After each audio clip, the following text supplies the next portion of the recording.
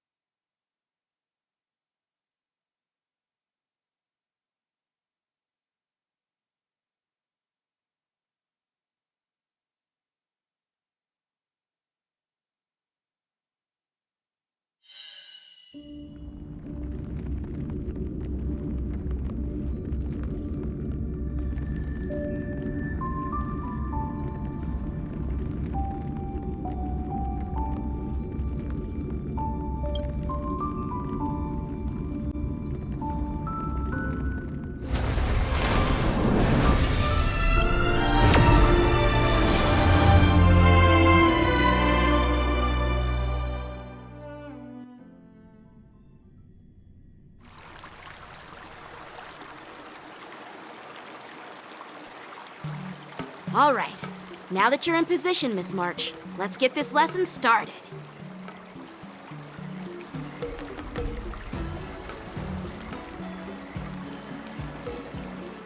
I'm not good at acting all master-like. Since Grandpa asked me to teach you swordplay, I won't hold back any secrets. Oh, thank you so much, Masters! Oh, wait. Does this mean our training is only officially starting right now? After all, we need to watch you practice for a few days before we can figure out how talented you are, right? So, how'd I do, Master? You're definitely talented, Miss March. Hey, here you are. Did you hear that? These two masters just called me a swordplay genius.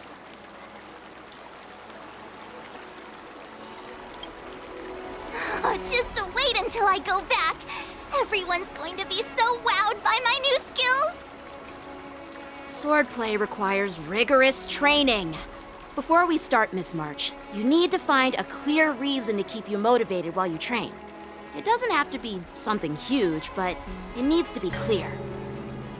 In other words, even though you didn't exactly choose to be our apprentice, you still need to take the initiative during this learning process. I once had the honor of learning swordplay from a master. She asked me why I started training at such a young age, why I wielded a sword. So, for our first lesson, I'd like to ask you the same question. Miss March, why do you wield your sword? Why do I wield my sword? I wield my sword to take down my enemies. I mean, what other reason is there? I also questioned that sword master about why she uses her sword, and she said, to vanquish my enemies, nothing more.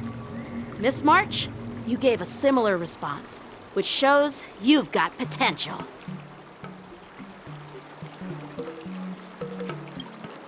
The best way to take down your enemy is with a blaster gun. I heard a hero say something like that in an immersia. He also mentioned that sword training can push a person's physical abilities to their ultimate limit. Seems like you've seen your fair share of immersion, Miss March. But if you want my opinion, if your goal is self-improvement, you'll feel just as accomplished even if you put down the sword and go back to your bow. Oh, come on. Don't listen to his empty talk. Oh, now I'm curious to hear what Master Yunli has to say. Let me ask you something, March. Do you have any specific goals for learning swordplay? Like achieving a certain ranking in the war dance, or maybe you want to defeat someone, like Yanqing, or me. Who do I want to defeat? Her? Dan Heng? Himeko? Or Mr. Yang? If you can't think of anyone specific, why not set a simpler goal? Like, how many opponents do you want to defeat at once with a sword? I'll fight 10! 10? Oops, that just slipped out. It's actually another line from an immersia. Yeah, I really like them. So what? I think I figured out what's motivated March to learn swordplay. Could it possibly be immersia about swordmasters? Hey, now that you mention it, that actually makes sense. I'm super interested in Xianzhou immersia and novels. Even though I use a bow, almost all the great heroes in those immersia use swords. So I want to be a swordmaster too. See?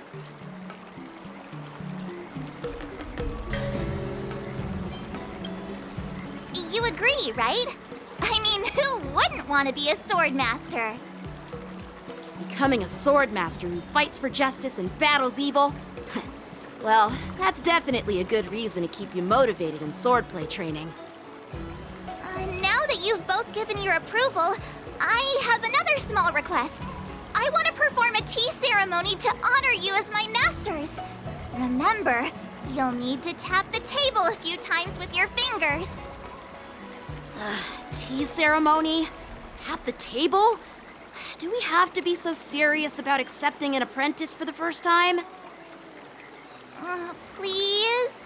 That's how those heroes in the immersia show their respect.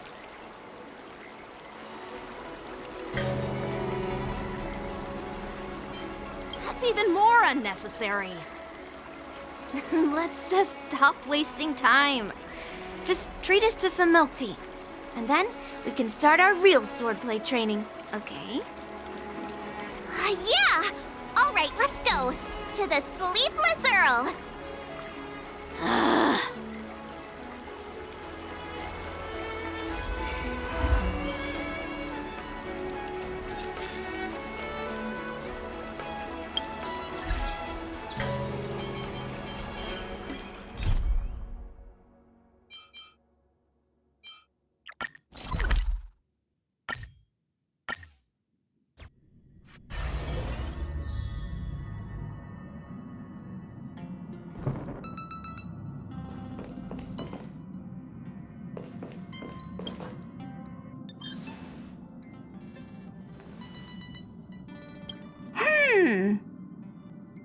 Phew.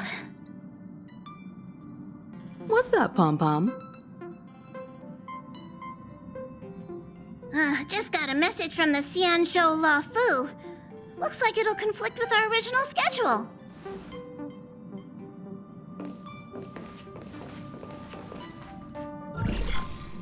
It's been a while, my friends on the Astral Express. How's your trailblazing expedition going? Soon, the Xianzhou Luofu will be holding the Luminary War Dance. Those who have aided the Luofu in overcoming the crisis are cherished allies of the Xianzhou. Thus, on behalf of the Seat of Divine Foresight, I'm extending an invitation to attend the ceremony. Your presence would be greatly appreciated. Well, things aren't getting lively. We've barely recovered from the family's Charmony Festival, and we're already being invited to another special event.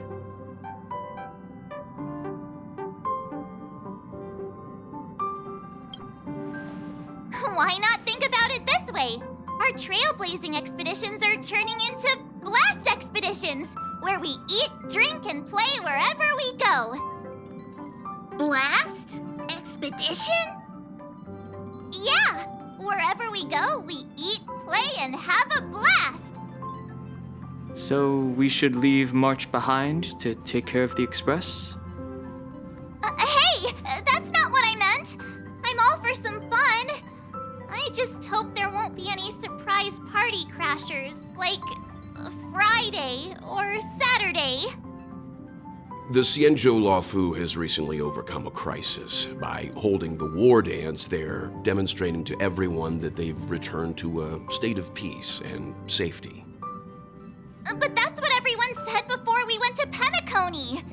You'll be totally safe under the family's protection. No need to worry. The war dance is not like the Charmony Festival with all its hidden secrets. It's just a festival to honor the Rainbow Arbiter and the Cloud Knights, who fought against the abominations of abundance and protected the Xianzhou ships. Aside from Starskiff performances, it's mostly martial contests. Nothing too different from the Taiki and Roboball contest we've seen before. What do you think, Himiko? Since we've accepted Miss Black Swan's proposal, we should probably head to Amphorius for refueling. There's certainly no rush. This trailblazing expedition is quite unique, and the Express needs to be fully stocked and prepared before moving on to the next stop.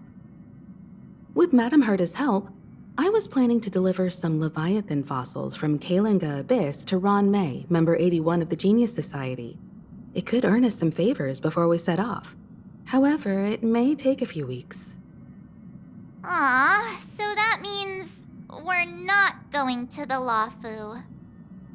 Being an adult means maintaining relationships, whether we like it or not, March. Since we've been invited, it's only right for the Astral Express to attend the ceremony. So here's the plan. Pom Pom will take everyone to the Xianzhou Luofu. Mr. Yang and I will meet up with Ron May and fulfill our promise. Meanwhile, you, March, and Don Hung will represent the Express and attend the war dance. What do you two think?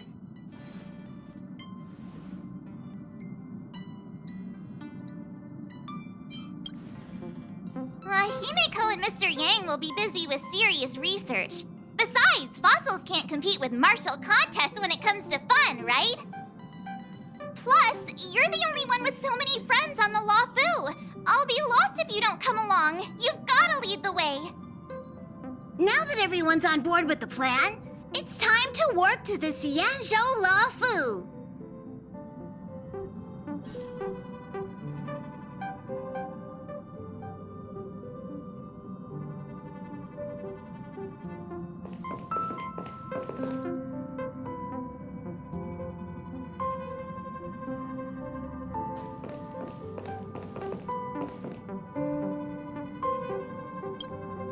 Kalinga Abyss. What does she expect to find there? Current research on the Leviathan merely proves how little we know about such life forms. That's why geniuses are interested in that field. Science is all about uncovering the unknown.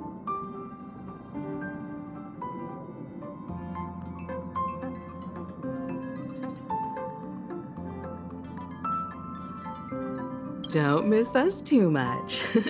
If I stumble upon some cool Leviathan fossils, I'll bring a few back as souvenirs for you.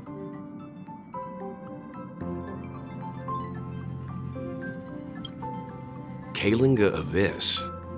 What does she expect to find there? Current research on the Leviathan merely proves how little we know about such life forms. That's why geniuses are interested in that field. Science is all about uncovering the unknown.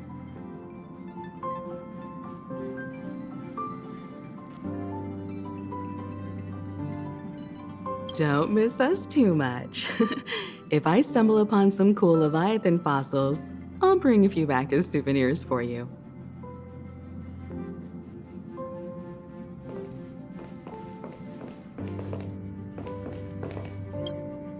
Himiko really knows how to convince people. Between Leviathan fossils and the war dance, the latter definitely sounds more fun. By the way, Don Hung, this time you'll be taking a stroll with us on the Luofu, right?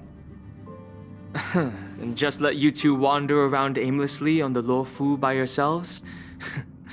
I don't think so. Plus, Mr. Yang is right. The Ambrosial Arbor crisis just ended, and both the long life and short life species are still feeling uneasy. And that's why Jing Yuan wants to organize the war dance, to show that the Xianzhou Luofu is stable and safe. And since he has extended an invitation, it's only right that I visit my old friend.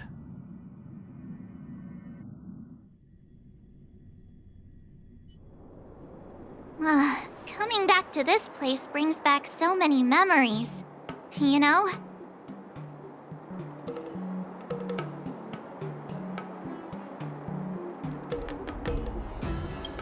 Hey, I'm not actually gonna recite a poem. I was just thinking about all the twists and turns we went through when we first arrived on the Xianzhou. This time, we're not being forced or enticed or chasing after wanted criminals. And we didn't have to sneak in through the cargo dock. This trip has been incredibly smooth. Quite unusual, I must say.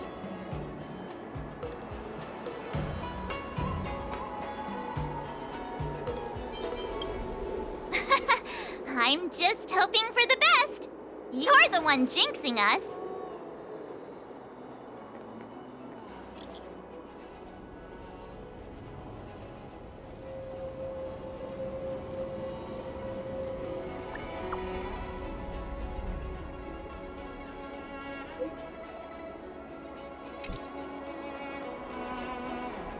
Is the Starskip Haven always this crowded? Oh, there's so many people here. I can barely hear anything. Yanqing said General Jing Yuan sent him to welcome us. But where is he? Let's wait for him in front of the loom. It's the most prominent landmark on the dock. Hey, you guys! Hold on a moment. Did they just call us? Look at their outfits. They're from Penacony, right? Are you familiar with the Xianzhou Lafu? We know a little bit about it. What do you need? We are from Penacony. Maybe you've heard of it. We came to this ship to gather interesting materials for making dream bubbles. Oh, we just left there. Oh, talk about coincidence. That's great. Do you know any must-see attractions on the Luofu?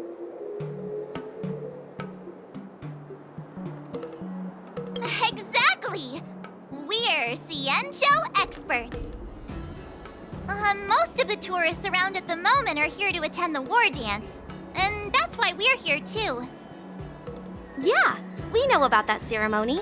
But isn't the fighting ring still closed? I've heard the ring was actually converted from a huge decommissioned Luofu fighter jet.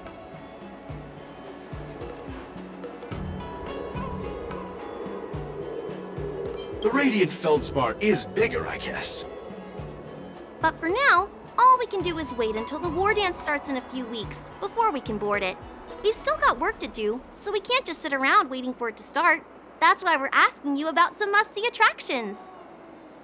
We're looking for unique experiences that you won't find on Penacony. Our clients love these kinds of dream bubbles the most. You're the expert here. Give them some suggestions.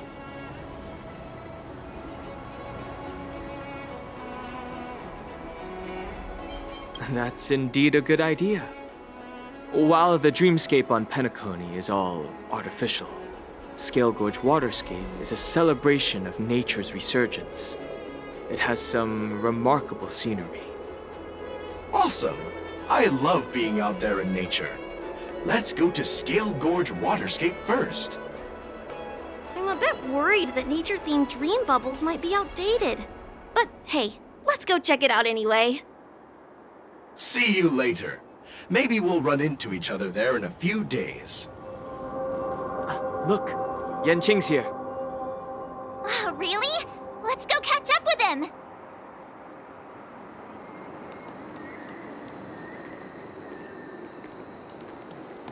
Quite a different experience looking down on Starscape Haven. There you are! Everyone, this way! Hey, everyone! It's been a while. It doesn't feel like it's been that long since we last saw you. But, Yanqing, are you? What's up, Miss March? They say kids grow up really fast. Yanqing, are you a little bit taller than before?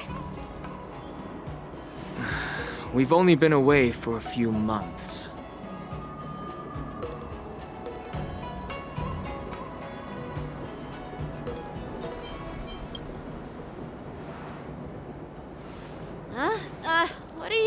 doing? Sorry, but after our previous adventures, I've become suspicious of whoever greets us first. Do you have to be suspicious around me too? You know, the last time we came to the Xianzhou, the first person who greeted us was... I get it. Better safe than sorry. Seriously, I've never seen the Luofu so lively before. I was a bit worried that holding the war dance right after the Ambrosial Arbor crisis might be too soon. But seeing the bustling Starskiff Haven, I understand why General Jing Yuan chose this timing. Yep.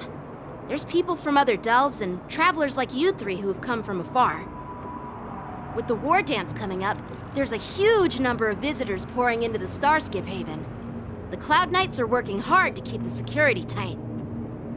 The general said this ceremony would help the Xianzhou Luofu recover from the crisis. It's a way to showcase our martial spirit, reassure people, boost morale, and attract visitors from other planets to promote trade and peace. By the way, the Xianzhou Alliance places great importance on this ceremony too. The Xianzhou ships, the Zhuming and the Yaoqing, have both sent messengers to offer their blessings.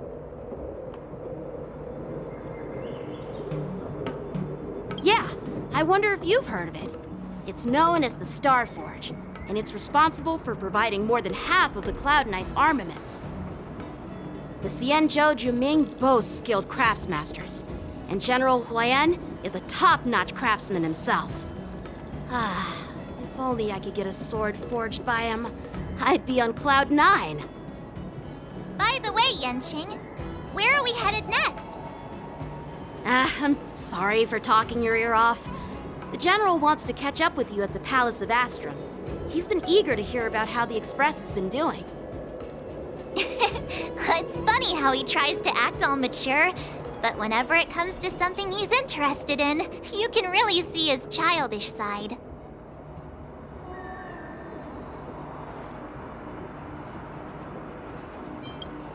I agree.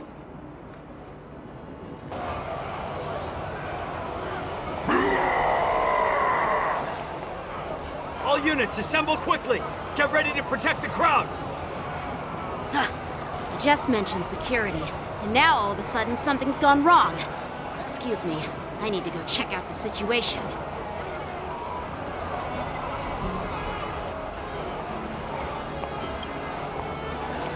Hey, what's that supposed to mean? We'll go with you.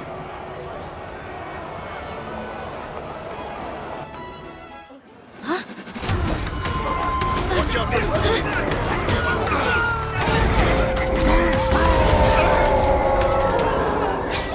Protect the civilians.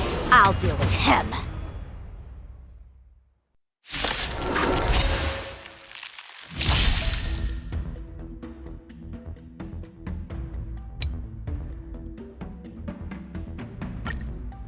Borison? Why are there Borison here? This ends now. Resonate all together. To the clouds! Destined for oblivion.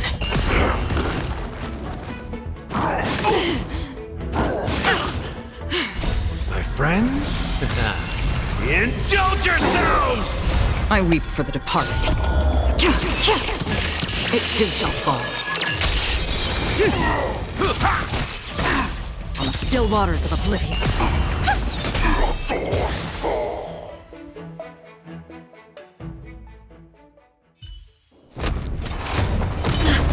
Not good.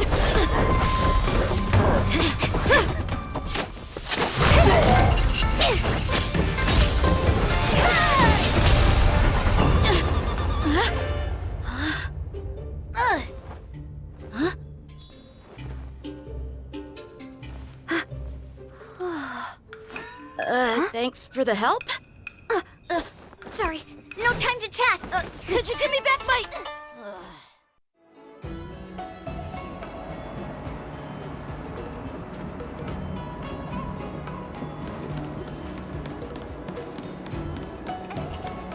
Wait! My sword! Let's just get down to business first. I'm sorry, but I'm afraid we'll have to put our plans on hold for now. I need to find out what's going on.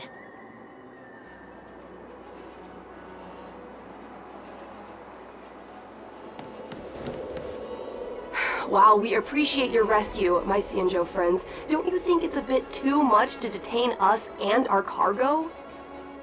Sorry, but we've been ordered to detain you and your cargo for inspection until we figure out the source of the attack. Once we're done with the formalities, we'll let you and your cargo go. Oh, but this shipment isn't even meant for the Luofu, and it's IPC's patented technology. Who do you think you are to conduct an inspection? According to the protocol, all cargo arriving on the Luofu must go through inspection.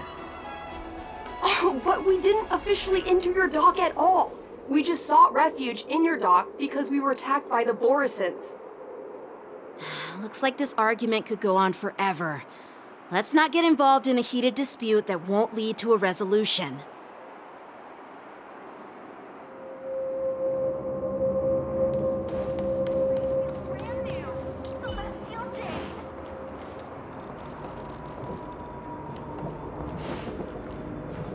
Who's in charge here? I need some answers. It's my fault. We let our guard down for a moment. I take full responsibility. With the war dance approaching, safety should be a top priority. Now, tell me, how did Borisin prisoners end up in Starskiff Haven? According to the protocol, Borisin prisoners should be held on a starskiff and taken directly to the shackling prison under strict supervision without ever touching the ground. Who allowed a prisoner transport ship to dock at the passenger terminal? Please don't blame this captain. This incident involves the Zhu Ming's diplomatic vessel. Who are you? I'm Liu Jun, an officer of the Patrol Defense Squad. Thank you for your help, Lieutenant Yanqing. The situation unfolded rapidly, and it shouldn't be held against the captain. Here's what happened. An IPC transport ship was attacked by the Borisin just before arriving, and the Zhu Ming's diplomatic vessel came to the rescue. They fought off the Borisin pirates and imprisoned them on their ship. So, an IPC ship was attacked by the Borisin near the Luofu, and the Zhu Ming envoys saved them? Sounds complicated. Honestly, it gives me a headache too. The Zhu Ming diplomatic ship, adhering to standard procedure, docked at the passenger terminal to hand these criminals over to the Luofu. You know, with all the outsiders flooding onto the Luofu, the Starskiff lanes are under immense pressure. The Borisin desperados decided to put up a fight before the prisoner transport Starskiff could get there. And that's what you just witnessed. We'll make sure these prisoners are sent to the shackling prison as soon as possible. Said. I see. Best viewers on It's an unusual situation jnscbcg.com. indeed. I'll report it to the Security Department of the Realm Keeping Commission and ask for their cooperation in handling the aftermath. Maybe I should gather more details from others so that the Seat of Divine Foresight can have a better understanding of the situation.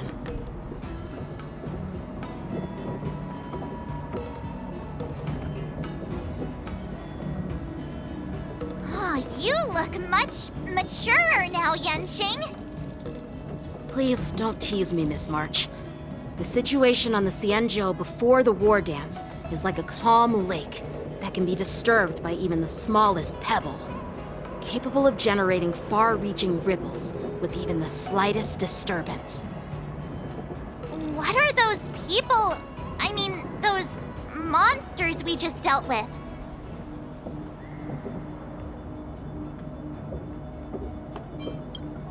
Yeah, those werewolf monsters are known as Borisin. They are abominations of abundance, and we've been fighting them for a very long time. The Borisin have been a powerful force for a long time, plundering and enslaving many worlds. The threat they pose is just as terrible as the Swarm disaster, and the Alliance even had a fierce war with them 3 decades ago. and their presence has faded over the years. But who would have thought? According to that officer, they attacked an IPC ship near the Senjo Luofu. Such a brazen attack seems quite unusual to me. Yeah, that's what I find strange too. It seems like the IPC and the Borisin have some serious grudges. Well, enough with the chit-chat. The General wants me to take you to the Palace of Astrum. I'd love to chit-chat a little longer, but there are some things that can't be left unchecked. Is it a serious matter? Maybe you'll need our help in hunting down the Borisin? Thank you, but it's no big deal. By the way, that young lady who just appeared, she took my sword. I'm thinking of filing a lost property report at the Realm Keeping Commission to see if I can get it back. I doubt she did it on purpose.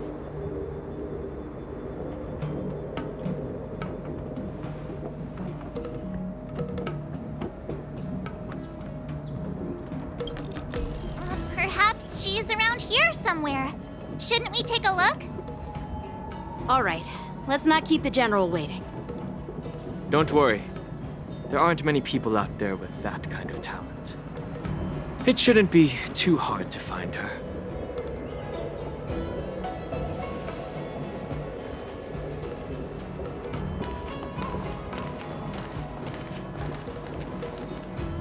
There sure are a lot of troublemakers around.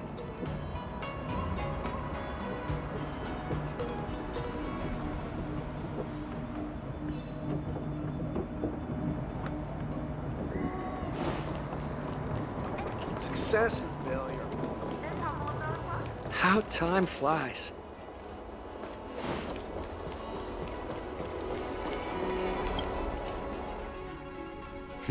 It's been a long journey, Elder Huohuo. Thank you for your presence. Don't mention it. Thank you for taking the time to welcome me.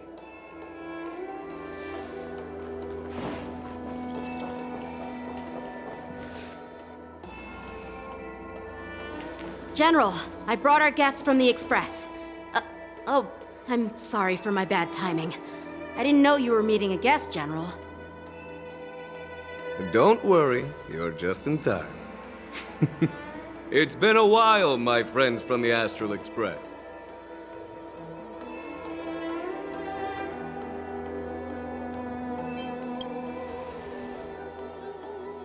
Oh. Well, it's an honor to be in your dreams, my friend.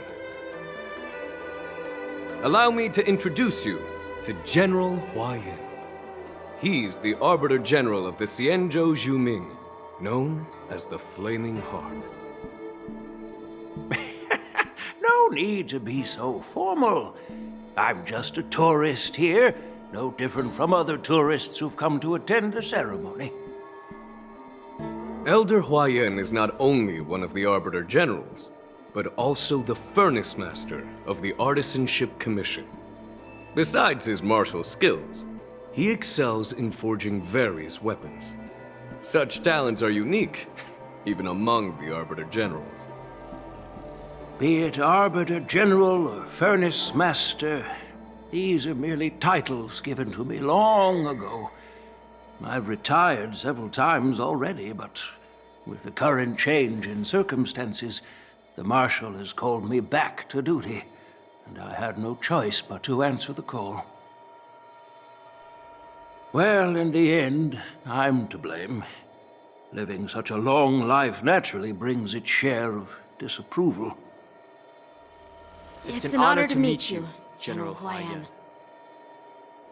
It's my honor to meet you, General Huohuo.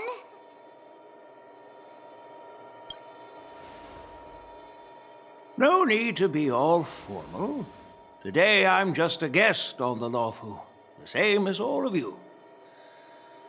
So, these three are the ones you mentioned, Jingyuin? The heroes who helped you with the Ambrosial Arbor crisis? Indeed. There's Don Hung, March 7th, and her. Without their help, I'm afraid the Luofu might not have easily overcome this crisis. So, the Imbibitor Lune's reincarnation has returned to the Luofu and will attend the war dance. I'd love to have a drink with you should the chance present itself. You're more than welcome, General Huayan. And this young friend is? Yanqing, my apprentice. He remains by my side as my retainer due to his youth, which I hope will season him with experience. He will stand for the Luofu's Cloud Knights in the upcoming war dance, ready to take on all kinds of challenges. Great, great! It's a real treat to see so many talented young people around here today. Oh, I almost forgot. This is my apprentice, Yunli. It's you! Oh, it's you. Hello. Oh, you two already know each other? Guess we don't need any introductions then. What a coincidence! I was afraid I'd have trouble finding this girl. Oh? Now you've piqued my curiosity. Tell me, how did you two become acquainted? She helped me capture the escaped Borisin prisoners at the Starskiff Haven. Allow me to express my gratitude for you. But when you left, you took my flying sword with you. Your flying sword? Oh, so that's why I found a dagger in my bag. Turns out it's yours. Yes, it is. Now that we've met again, I hope... Nope, that won't do. Won't do? You want your sword back, right? Well, you can't just take it back. On the Juming, when you lose your sword on the battlefield, you have to reclaim it on the battlefield. As for this little sword, it was supposed to strike that escaped Borisin prisoner. But unfortunately, its owner's agitated state caused it to fly off like a kite with a broken string, and it missed its target. By the way, if I hadn't caught it and helped it hit its mark, that Borisin prisoner would have gotten away. Hold on a sec, Yunli. You took my sword without even asking, and now you're refusing to give it back? So much for Luofu sword masters. What did you just say? If you just stepped up and took your sword back from me fair and square, I would have totally respected you. But nope, you tried to play it down, expecting me to just hand it back to you like it's nothing. In front of everyone. With all due respect, you don't honor your sword, so you don't deserve it. Hasn't anyone told you that taking without asking is stealing? If you want to settle this with swords, fine. Let's have a one-on-one duel right now. Yanqing. Well, that's more like it. Just be careful, because I'm not as easy to handle as the Borisin. You two, be quiet and apologize to Yanqing. Hey! Whose side are you on, Grandpa? I don't take sides. It's a small misunderstanding, and an apology would be too much. I've heard about the Zhu Ming's incredible swordplay and craftsmanship, most notably the legendary Flame Wheel Octet. Seeing Miss Yunli, who is among those ranks today, well, I must say she definitely has that fiery edge. Such grandiose names. Some folks love to spin these fancy titles, trying to set the Cloud Knights apart. Yunli is still just a young girl, a bit awkward and hot-tempered, so please forgive her if she's being rude. Well, everyone, Elder Huayan and I have some business to discuss. For now, Yanqing, why don't you entertain our guests? and take Miss Yunli to the inn. I'll find another chance to talk with you all. I'd like to express my gratitude to the Astral Express for helping the Law Fu during the crisis. That's so kind of you. I mean, you've already thanked us so many times. Please forgive me for coming at an inconvenient time. You needn't apologize, General Huayan. All right, Yunli.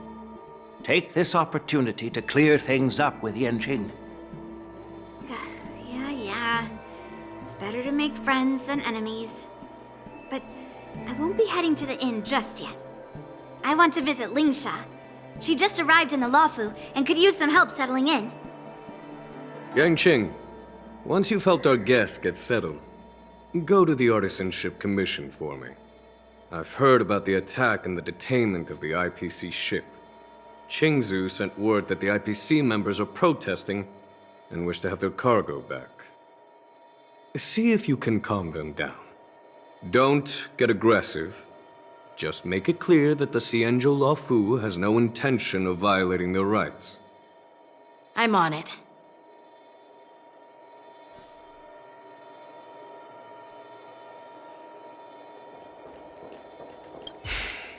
I'm sorry for Yanqing's rudeness. Not at all. Taunted by Yunli like that, even a training dummy would be angry. You've taught your apprentice well. If it were me in my younger days, I'm afraid I'd have drawn my sword and fought. Yanqing can understand your concerns. On the other hand, Yunli is still a naive girl who's only interested in swordplay. Honestly, I brought her here to participate in the war dance because I want to broaden her horizons.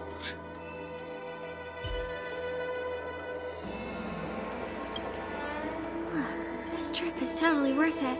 Compared to the Juming, the Luofu is so much livelier.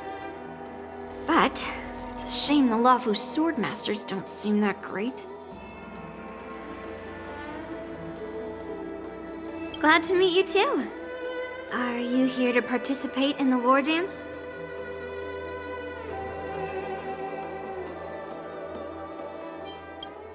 Of course. To honor martial arts, the Cloud Knight's ring is always open to outsiders. If you can defeat the ringmaster selected by the Xianzhou, you'll not only win rewards and prizes, but also be making a name for yourself. Sounds tempting, doesn't it?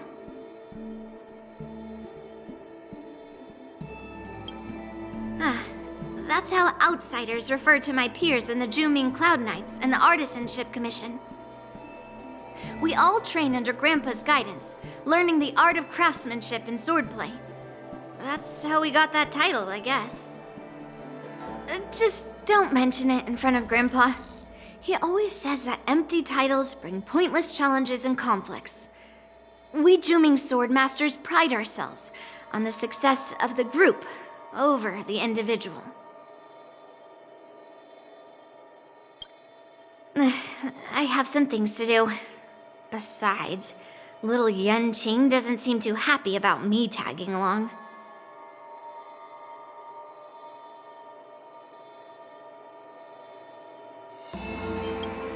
Yeah, you're right. I took it with my skills. So I guess you can say I'm a robber or something. How dare he imply I'm a thief? Totally different. Besides, the sword seems scared of its own master. I'd like to ask him, you claim to cherish your sword as your life, yet you don't even recognize the state it's in right now? I didn't intend to keep his sword. I was planning to take this chance to return it to him. But now, I've changed my mind. I'll give that poor flying sword some proper maintenance. I won't consider returning the sword unless he learns how to say please, hello, thank you, and sorry. So he can forget about it for now.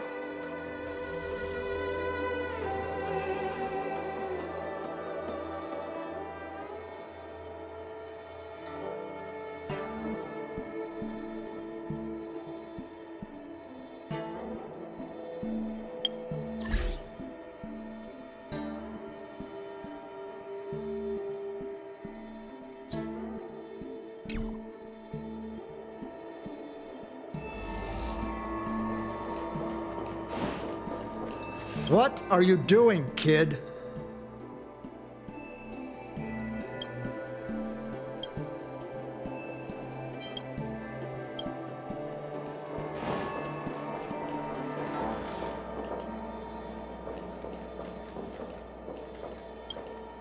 Hey, Don Hung.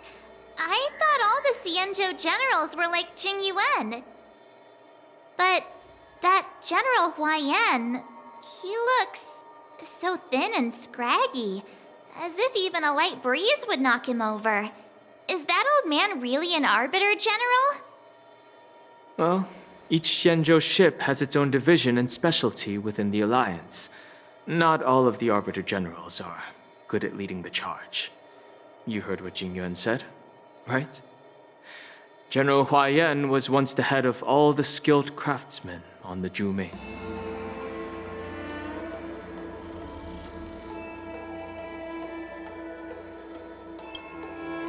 Don't you find it strange? Do Xianzhou people age? I rarely see any old people on the Xianzhou ship. And when I do, they're usually travelers. But General Huaiyan looks like an ordinary old grandpa. Is he really a Xianzhou general? Good question. He's right there. So why don't you ask him yourself? Nah, I'd like to live a little longer. We should leave. General Jing Yuan asked Yanqing to entertain us, so obviously, he has important matters to discuss. Let's not waste any time here.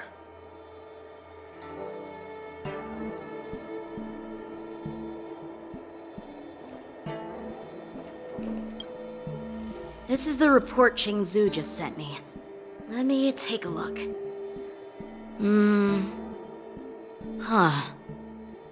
Looks like the General has given me a tough challenge. He wants me to try and help put the IPC's mind at ease.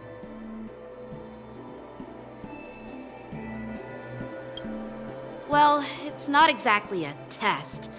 As Cloud Knight officers, we not only learn the art of war and martial arts, but also occasionally have to handle diplomatic disputes.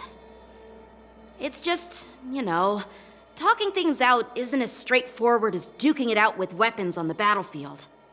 This is especially true when you're up against the IPC, with their non-stop corporate babble.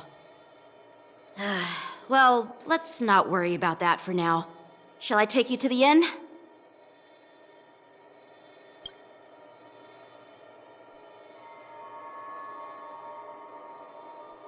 It is the Luofu's honor to have you in attendance at the war dance. Yet, the fact that a simple martial arts ceremony has attracted esteemed generals from the Zhu Ming and the Yao Qing implies intentions beyond mere spectating. Might there be any specific instructions from the Marshal? You're overthinking it, Jing Yuan. As I said, I'm here to broaden my granddaughter's horizons. I have no ulterior motives. However, I have no clue what the Yaoqing Arbiter General has in mind. Do you remember when you accepted this position? I told you that an Arbiter General's battlefield goes beyond the physical one. You'll need to lead and manage everything on the Xianzhou. The title of Arbiter General holds a weight far greater than its literal meaning. So many years have passed, and you've done well. However, longevity for the Xianzhou people can be a curse. Living too long means that every mistake you made will lurk in the shadows. And one day, they'll eventually catch up to you. The Marshal knows everything that has happened on the Luofu. As for the Merlin's Claw of the Yaoqing, she has come specifically for you.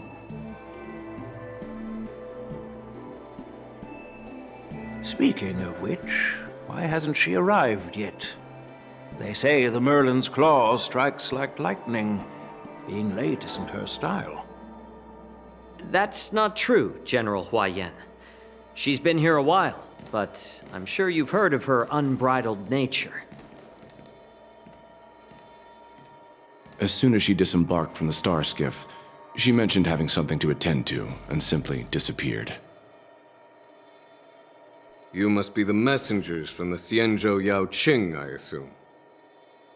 We are Jiaoqiu and Moza, retainers of the Merlin's Claw. It's an honor to meet you in person, Arbiter Generals. Now this is interesting. A guest who doesn't come to visit but sends a message instead. What does she mean? Tell me, what could be more important to her than coming here? Master heard about a spectacular view in Scale Gorge Waterscape. I believe she went there to enjoy it. A spectacular view? Ha! Did you hear that, Jingyuan? This person is being sarcastic. Please do not misunderstand me, General Huoyan. I was simply stating the truth. Master thought it would be inappropriate to keep you waiting, so she sent us here. Once she's finished with admiring the scenery, she'll personally come and apologize to the both of you.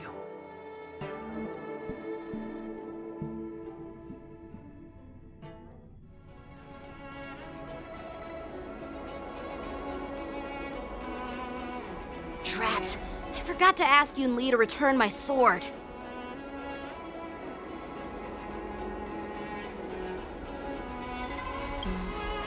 No need to bother.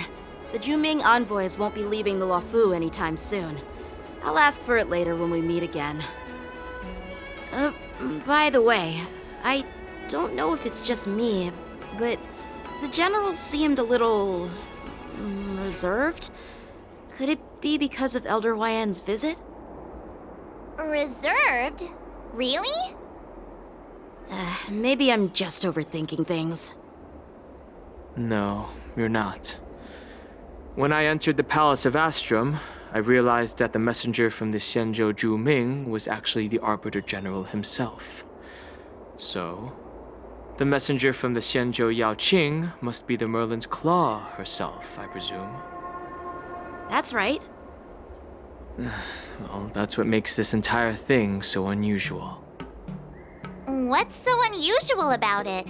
They simply received an invitation from Jingyuan, just like the crew, right?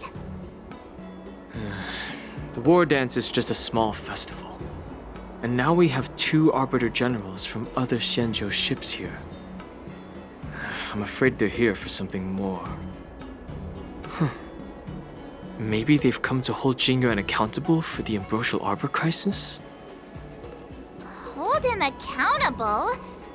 Come on, didn't the Luofu fall victim to the disciples of Sanctus Medicus and the Antimatter Legion? Why would they blame the victim?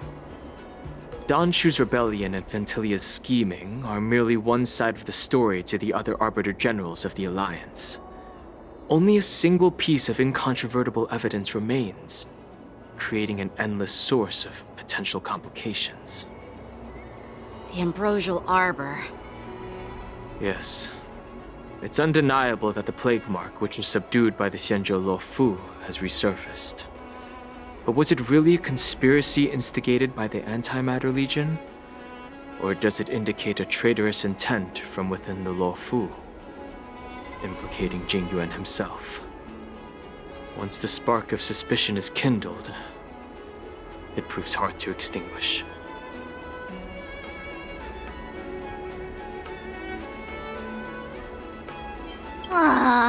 What was I thinking? Seriously, here I was looking forward to a carefree and enjoyable trip. But it seems wherever we go, drama is just around the corner. Aw, I was so excited. I thought those Arbiter Generals were just here to see the ceremony. By the way, I heard that an alchemist from the Juming diplomatic ship has arrived, and rumors say that she's to be the new Cauldron Master of the Alchemy Commission on the Luofu. An alchemist from the Zhu Ming serving as the cauldron master on the Luofu? While it's not unheard of, the timing itself... Thanks to your words, Mr. Dan Heng. Now I finally see the underlying tensions. The General is under tremendous pressure right now, but I was completely oblivious to his troubles. How naive of me. Come on, don't think like that. Leave the adult matters to the adults. Even if you wanted to do something for the General, it's not like you can do anything. Did I say something wrong? Again?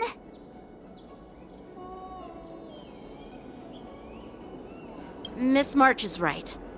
I don't have the skills to share the General's burdens at the moment. Still, I'll do my best to follow his instructions. Let's go. Once I've taken you to your accommodations, I need to go to the Artisanship Commission to handle the IPC's protest. He looks like he has a lot on his mind. We can't just let him go alone. Why don't we accompany you to the Artisanship Commission? This is too much trouble. While I appreciate your kindness, dealing with the IPC's workers could be tricky. I'm afraid this will cause trouble for the Express. No worries. We're pretty experienced in dealing with the IPC. You've heard of the 10 Stone Hearts? We've dealt with quite a few of them, right?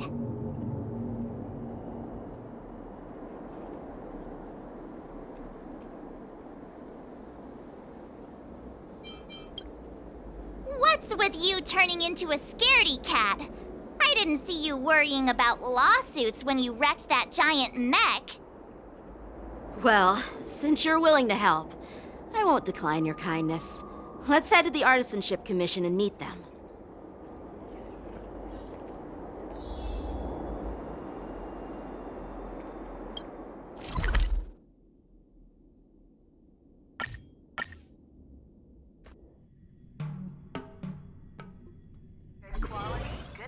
Can I really reason with you Xianzhou people? I think I get it now. In your words, this is called looting a burning house, right? But I am trying to reason with you here.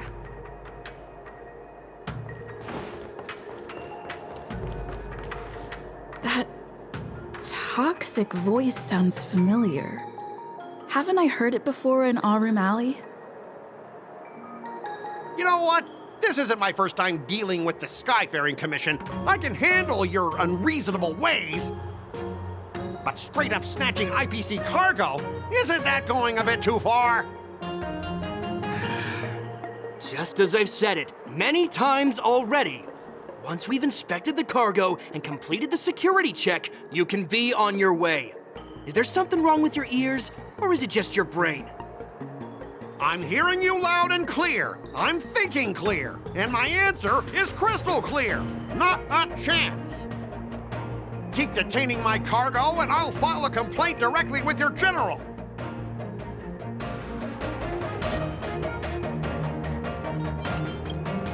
You jerk!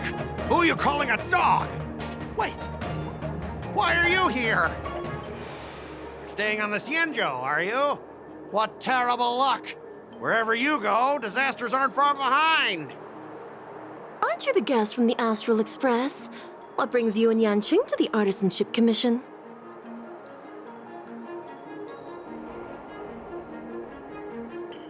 Trouble caused by the IPC?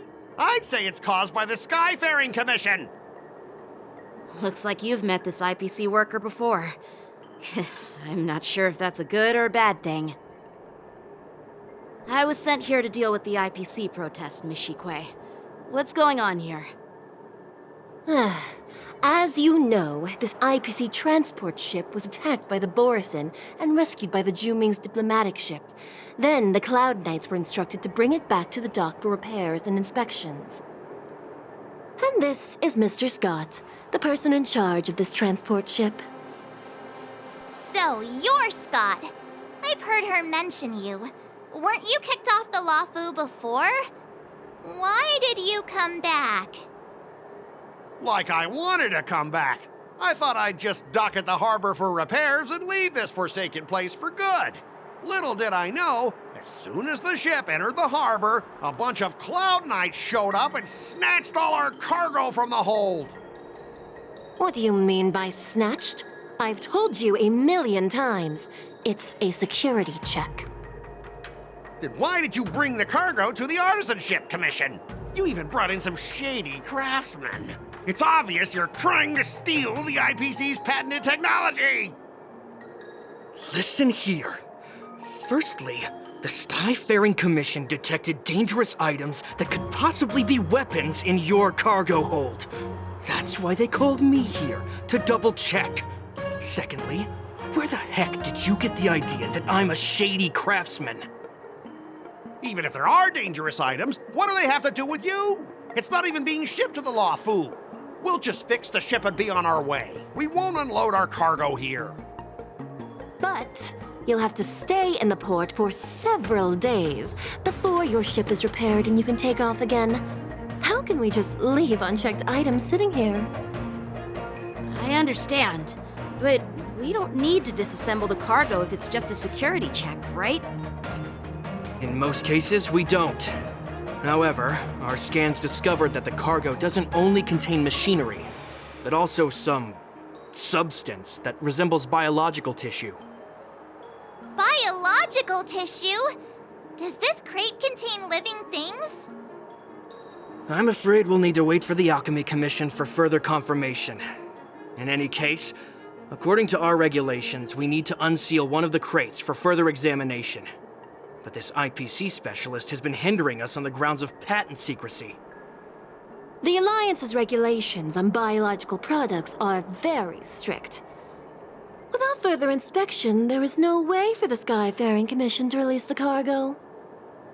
Oh, really? Fine! If anyone lays a finger on that shipment, they'll have me to deal with. It doesn't matter if it's mechanical or biological. It's none of your business. I'm filing a complaint against the Skyfaring Commission's ridiculous regulations! This Mr. Scott seems stubborn and difficult to persuade. Honestly, I really don't want to have a vicious confrontation with the IPC.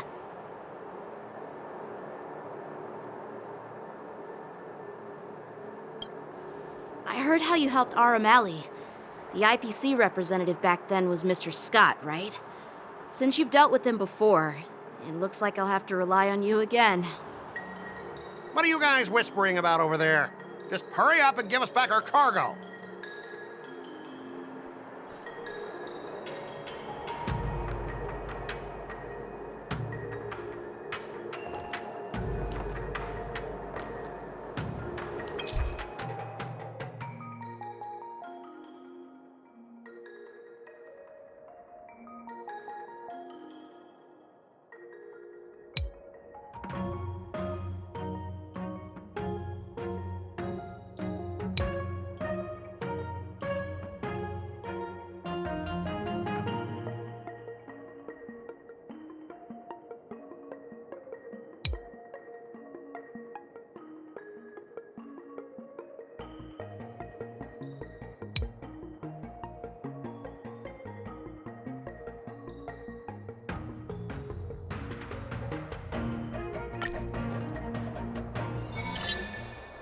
As I recall, this guy won't listen to reason and can only be persuaded with intimidation.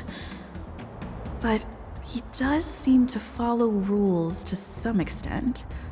Let's use that against him.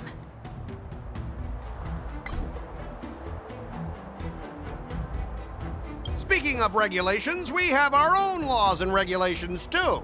According to Article 4 of the Xianzhou Alliance IPC Trade Consensus, the Alliance and IPC shall never infringe on each other's intellectual property rights.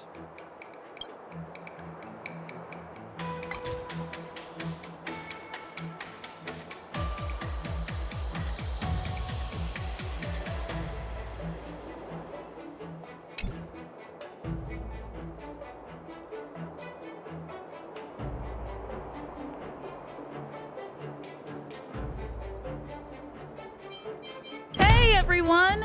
Meet my old friend Scott.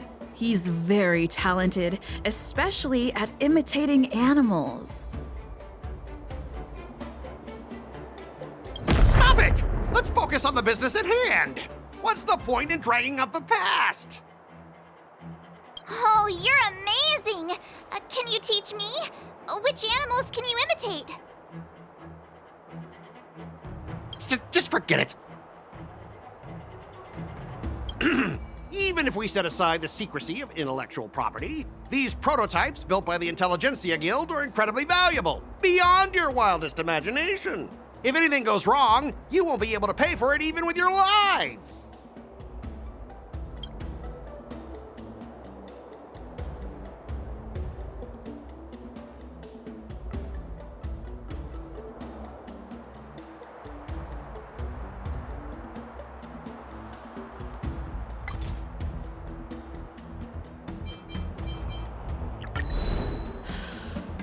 Your logic is too confusing for anyone to follow.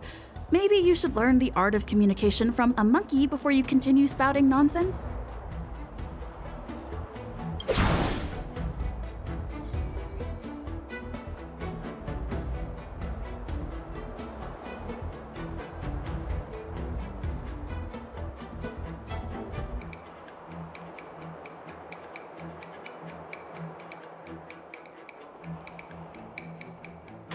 Don't underestimate Xianzhou technology.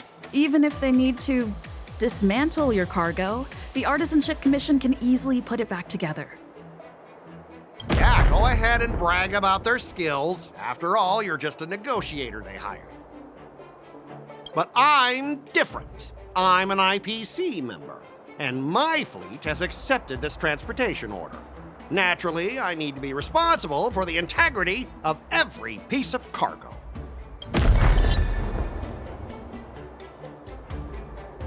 All right, that's enough. I'm not going to repeat myself 100 times. I thought you were reasonable and civilized, but now it seems you Xianzhou folks just don't understand the basics of business. We've signed a confidentiality and security agreement with the Intelligentsia Guild, and if we breach it, we'll have to pay a hefty sum. Even if we sold the souls of every employee in the marketing development department on this planet, it still wouldn't be enough to cover the costs. Listen up, kid.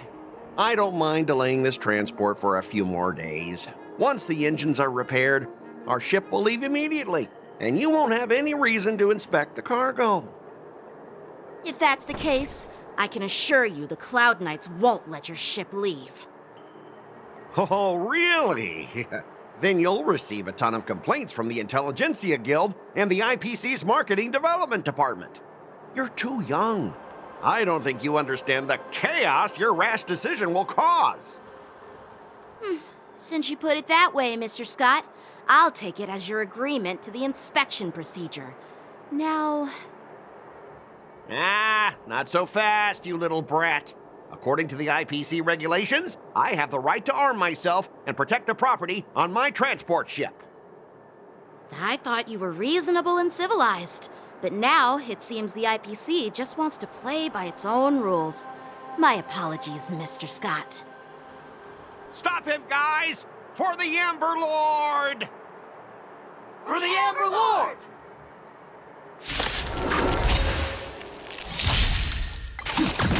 It's okay.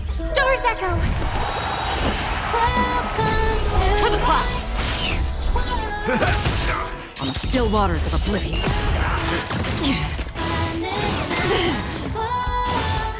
How familiar. Gale Force. Bullets. From the boat. How's this taste? My friends? Indulge yourselves! I weep for the departed. It too shall fall.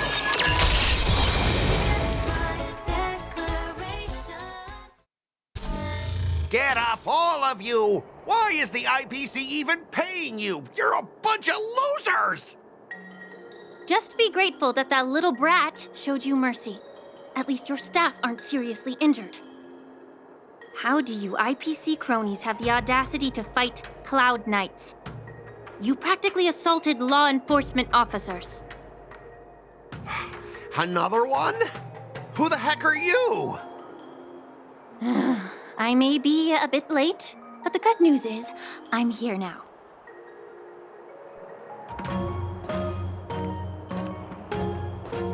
Allow me to introduce myself. I'm Lingsha, Cauldron Master and head of the Alchemy Commission on the Luofu. Could she be? Yeah, she's the new Cauldron Master assigned here from the Xianzhou Zhuming. I received a report from the Artisanship Commission about cargo containing samples of unknown organisms. It said they needed help from the Alchemy Commission. I had nothing better to do, so I came myself. It's fine, Mr. Scott. If you really don't want your cargo to be inspected, it doesn't matter. It doesn't matter? How can you say that? Why are you being so nice all of a sudden? Well, since you're not going to check it, I'll take this crate and be on my way. Is that okay with everyone? Yeah, sure. Why should I object? Not only this sample, but all the goods on the transport ship are yours to keep. Like I said, we won't inspect them. Wait a minute!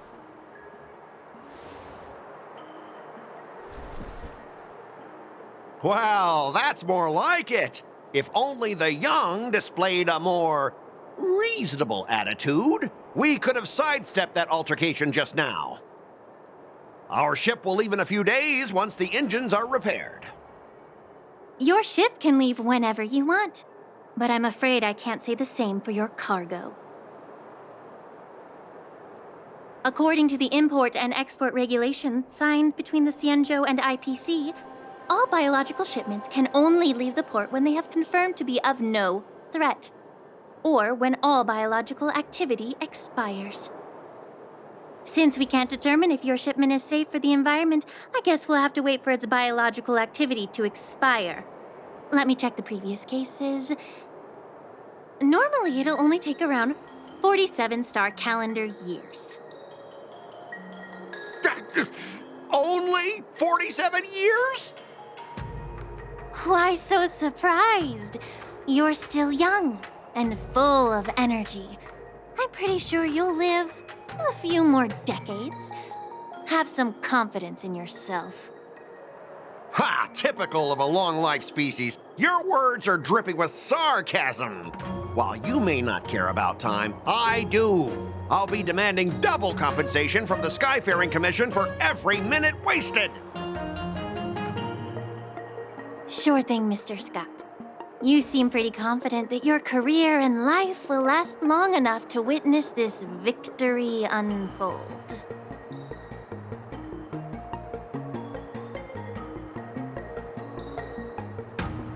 Step aside, guys. Let them do the inspection. But, Mr. Scott... Come on, we're already in enough trouble. Just let them do the security inspection. And if needed, I can always grovel before the Intelligentsia Guild later. I'm just using my head for what it's apparently good for, right?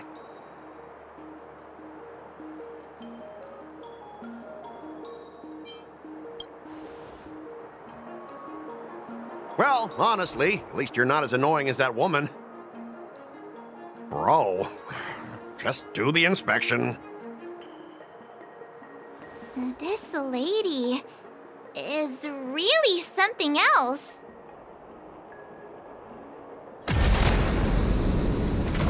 Is this the IPC product? Listen up. Any damages caused by inspections will be filed with the IPC.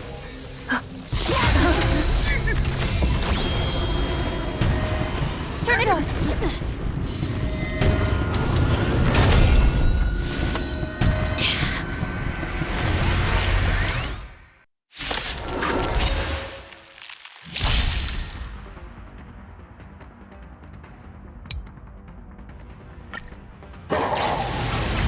Oh, how unexpected. That was a surprise. Still waters of oblivion. Again? It's okay. It's okay. for oblivion. I weep for the departed. It too shall fall. Stars echo. Welcome to my Friends? Indulge yourselves! Still waters of oblivion. Your company. Destined for oblivion.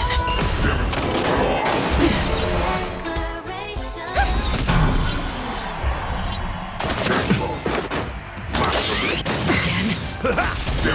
Still waters of oblivion. Harmony and unison. My friends? Indulge yourselves! I weep for the departed. It too shall fall.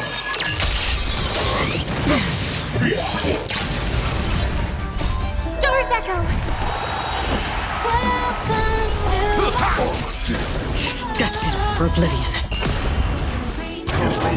Again. How's this taste? Still waters of oblivion.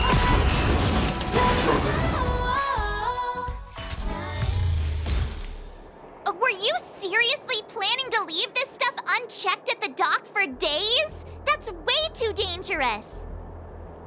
I had no idea about it. You must have accidentally triggered the cargo's defense program.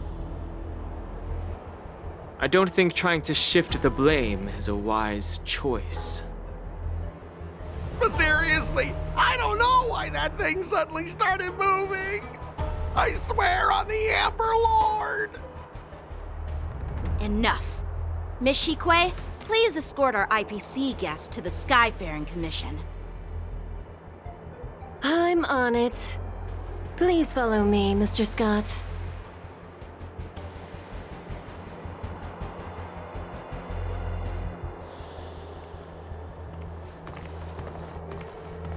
Gentlemen, our preliminary inspection shows that there is indeed hidden biological tissues inside, just like the craftsman feared. I can't even tell if it's ingenium or biological in nature.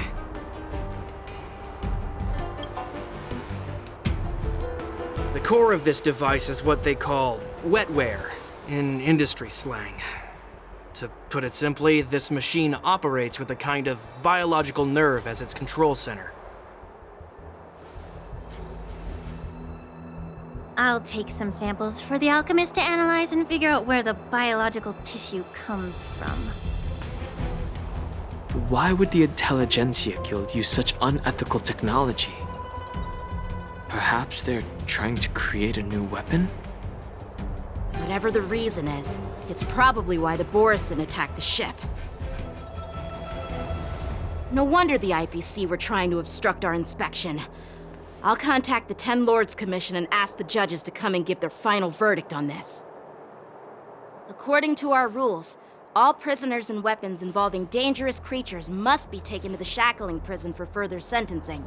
After all, it's the safest place on the Luofu. As for you, Mr. Craftsman, please go with the Cloud Knights and explain the situation to the judge.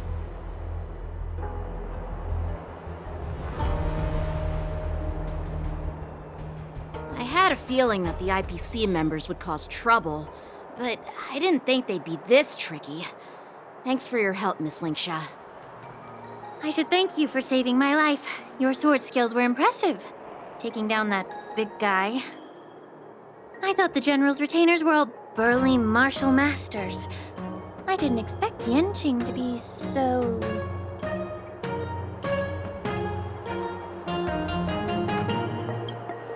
Yeah, exactly. He's young and talented. As for you, you must be the guests from the Astral Express, right? Saving the Luofu from that crisis. It's so impressive. It wasn't a big deal. Really. It's still early, so why don't we get some tea at the Alchemy Commission?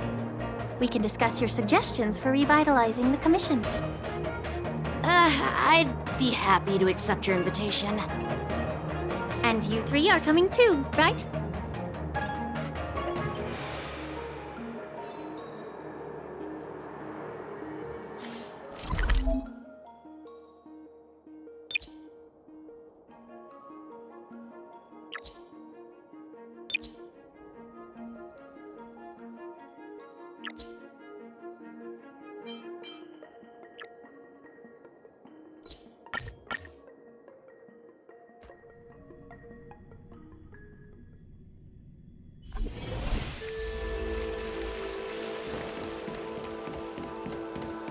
I'm here to pay my respects to the new cauldron master.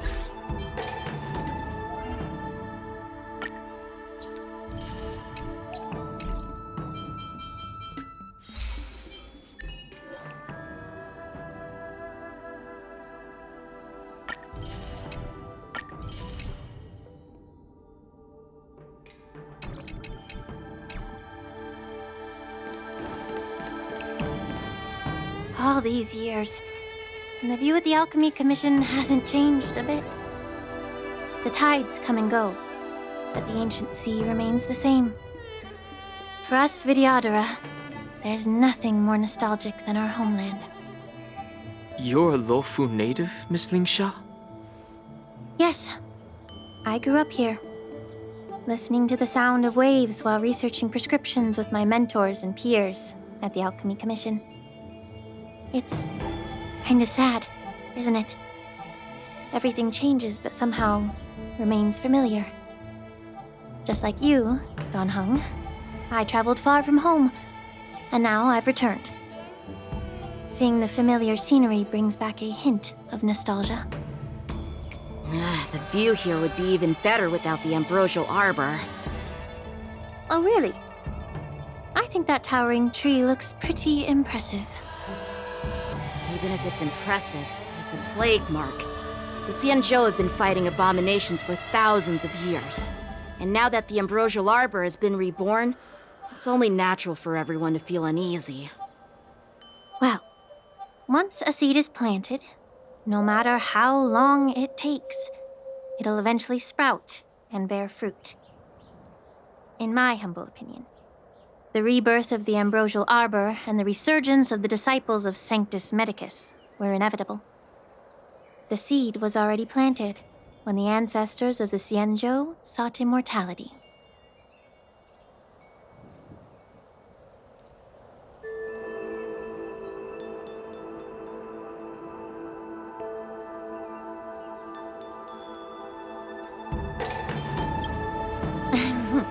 My bad. Well, since you went through the entire Ambrosial Arbor crisis firsthand, Dan Heng and Lieutenant Yanqing, I'd like to discuss something with you. What would you like to discuss, Miss Lingsha? I was lucky enough to be chosen by the Alliance to come in and clean up all the old grime in the Alchemy Commission. Honestly, the Alchemy Commission is riddled with problems and has reached a point where fixing it seems impossible. I'm looking to remedy this problem, but was wondering if you could provide any insights. Well, even though I'm a Vidyadharan like you, I'm an outsider, just like my companions here. I can't really say much about a remedy, but I do have a piece of advice, Miss Lingsha. The Vidyadhara and the Alchemy Commission on the Luofu have always been intricately connected. If you cannot distance yourself from these ties, Miss Lingsha, changing the situation within the Alchemy Commission may be quite challenging.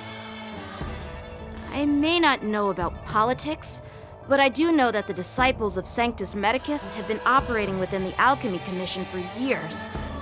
If you're determined to root them out, maybe you should discuss it with the General. I see. Thank you for your valuable insights.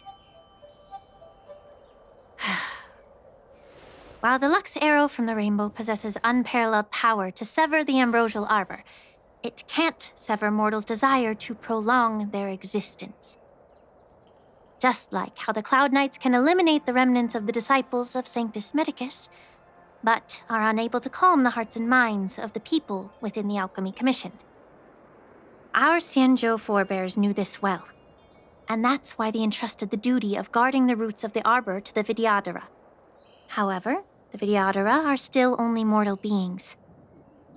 30 years ago, my mentor served as Alchemy Commission's Cauldron Master. She recognized the emerging undercurrents and sought to cleanse the source of the disturbance. Unfortunately, even though she was skilled in the art of healing, she didn't understand the human heart or how to eliminate the sickness lurking within the depths of the Alchemy Commission. In the end, she was framed and exiled to the Juming. I was also implicated and had to leave the Luofu. And guess who arbitrated the case and handed down the sentence? None other than General Jing Yuan himself. What? You heard it right. The ones responsible for the corruption in the Alchemy Commission are not just the remnants of the disciples of Sanctus Medicus, but even the Divine Foresight himself.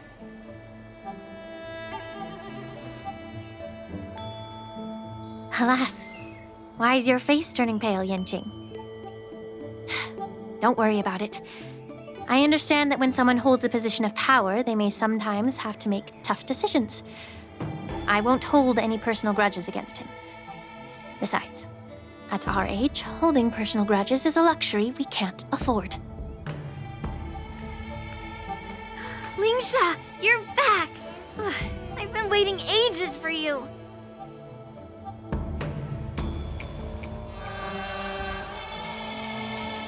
Yunli! Why aren't you with your grandpa? What brings you to the Alchemy Commission? Well, let me take this opportunity to introduce you to Yanqing. What a small world. You stole my sword! Give it back!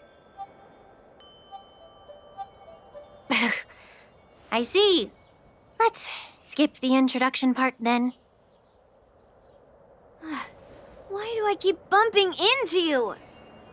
Are you stalking me or something? Of course not. Unlike you, Miss Yunli, I have important things to take care of. You, on the other hand, seem to have all the time in the world to wander around without returning my sword. Grandpa used to say that a sword reflects its master. I talked to your sword, and it told me that you've been distracted. You hesitate when you should strike, and you struggle to stay calm when your sword is unsheathed. Now that I see you again, I realize your sword was right. It wasn't me who took your sword. It was you who lost focus. Do you really expect me to believe that nonsense? I've been taking it easy on you because you're a guest from the Juming, but you're not taking the hint. Don't people from the Juming know you're supposed to return what you've borrowed? Just look at this flying sword. Even if I gave it back to you now, it'd just be taken away again in a few hours. You know the Cloud Knight saying, a Cloud Knight must never let slip their weapon. Yes? Well, sure, I can give it back to you now, but on the battlefield, that's a whole different story. Poor flying sword. Fine! You don't have to give it back, because I'll take it back myself!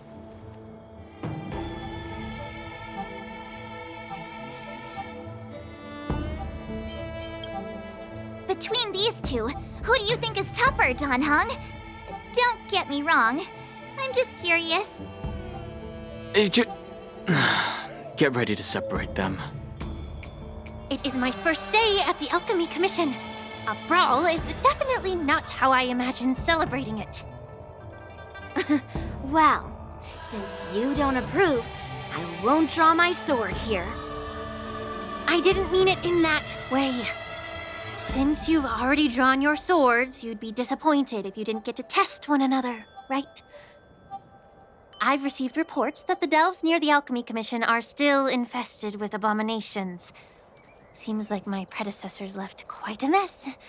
So, if you two want to determine who's better, why not focus on them instead of each other? Clearing out some abominations? Sounds boring. It's the Cloud Knight's duty to eliminate those abominations. You don't have to ask me twice, Miss Lingsha. I'll help you get rid of them. Oh, you think you're the only one who knows how to behave? If Lingsha needs anything, I'll gladly draw my sword and help her out. It's so heartwarming to see both of you being so sweet and caring. So then, shall we get going?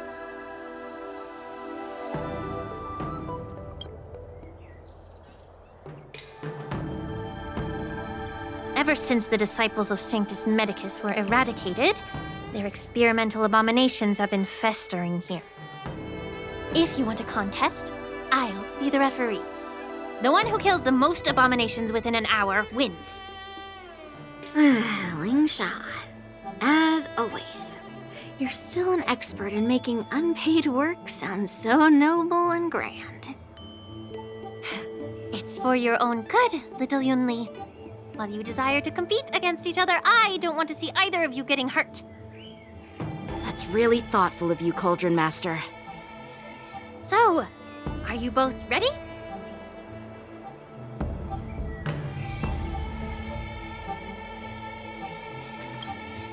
Ugh. Looks like my predecessors left quite a mess. Let me say it again. The one who kills the most abominations within an hour wins. Be careful when you draw your swords, and make sure you don't hurt each other. Can we start now, Lingsha?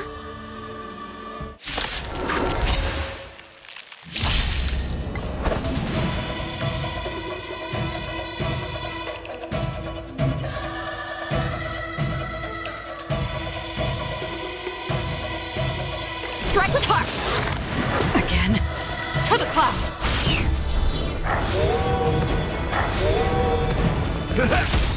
Still waters of oblivion. Blade and flight!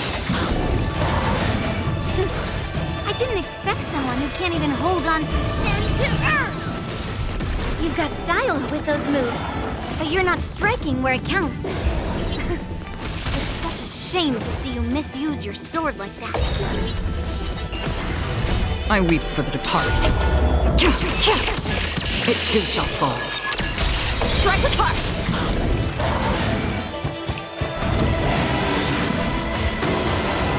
Impressive! Take it.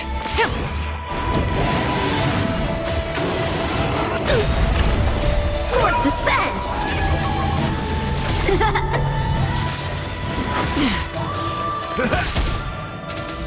Still waters of oblivion. Descend to earth! Again.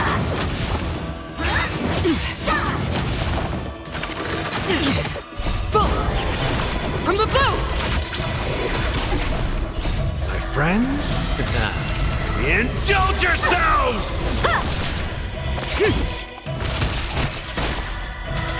Destined for oblivion. Strike with heart! Gale Force! Descend to earth!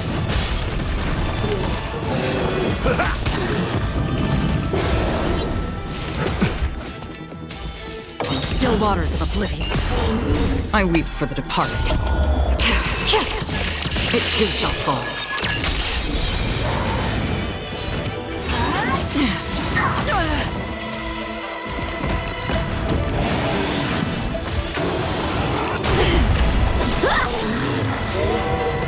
To the clouds!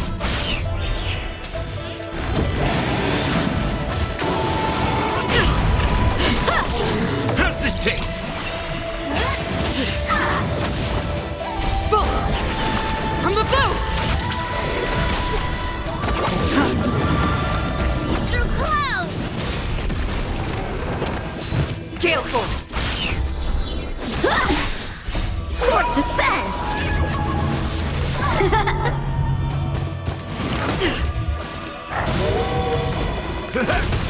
Destined for oblivion. Blade and flight!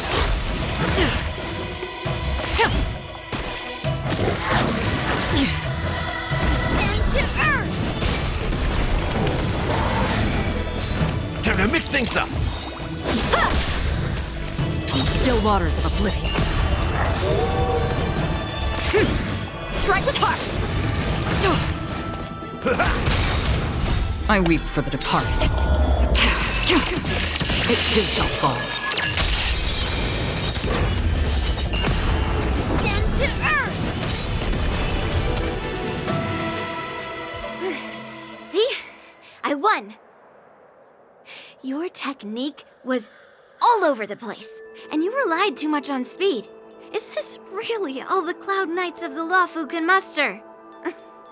So disappointing. All you did was chop down a few monsters. Don't get carried away with yourself. Oh, well then I'll give you a chance. Defeat me or hand over all your swords. If you're trying to pick a fight, just ask, because I'm ready for you.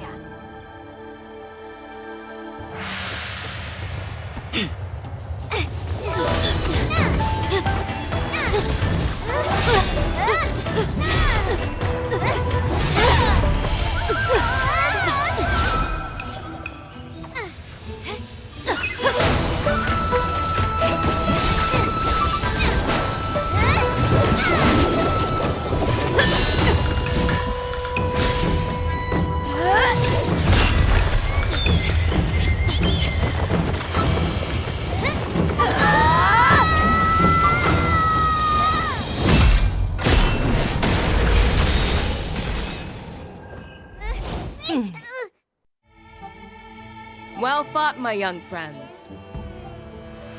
However, both of you have shortcomings. One of you focuses on dodging and weaving, while the other relies on brute strength, trying to take down targets with a single strike. Who are you? Me? I'm just a patient seeking medicine from the Alchemy Commission. A passerby, if you will. I thought I'd see my fill of impressive fights during the war dance. Yet here I am, able to witness a remarkable fight at the Alchemy Commission, of all places. Well, the Luofu is never short of surprises. However, I have a small suggestion for you. Why don't you settle this dispute fair and square in the war dance's ring? That way, you can resolve your differences with a proper duel and put your grudges behind you. Grudges? No, not at all. Yunli and we were just sparring. Sparring? You summoned your flying swords and she swung her sword with full strength. No grudges between you. I don't believe it. Aha! What brings you here, Lady Fei Xiao? Have you finished your health consultation with the Dragon Lady? Fei Xiao? Grandpa always talks about you. Could it be that you're... The Merlin's Claw of the Xianzhou Yaoqing? Looks like I'm quite famous on the Xianzhou Luofu, too. Of course. Everyone has heard of the great general. Known to all, and unbeknown to none. Great General? Isn't that title a bit too narcissistic? I don't like it. Ooh, I heard there's a dozing general on the Luofu, so I came up with a humble nickname for myself. The Lacking General. Lacking in worries, regrets, and rivals. Sounds much better, right? Yeah, that's a befitting title that sounds both humble and impressive. Now that the sparring session is over, Yanqing and Yunli, shouldn't you politely thank General Fei Xiao for her guidance and bury the hatchet? Here's your sword. Keep it safe. Or it might get taken away again. By the way, we haven't settled the score yet. I'll defeat you fair and square next time we fight. This is how she apologizes? Now that I finally got my sword back, I should report to the seat of divine foresight. I'll take my leave, General Fei Xiao.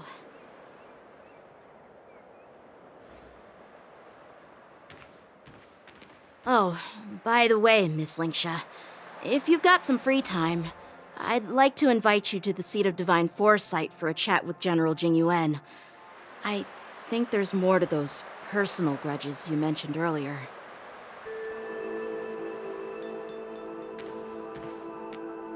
Thanks for stepping in, General Fei Xiao. Otherwise, I'd have had to knock them out with my incense. Not at all. Just doing what you asked. How about we call it even as payment for the healer lady's consultation? Sorry, but even a general needs to pay their bills. We don't do credit here. And let's not forget, you'd have been waiting decades for a chance to see the Dragon Lady if it weren't for me. Well, you can always send the bill to the Seat of Divine Foresight and say it's for mentoring those kids. After all, it was quite the effort splitting them up. I nearly had to get tough. Now, if you'll excuse me, I need to find a spot and get some fresh air.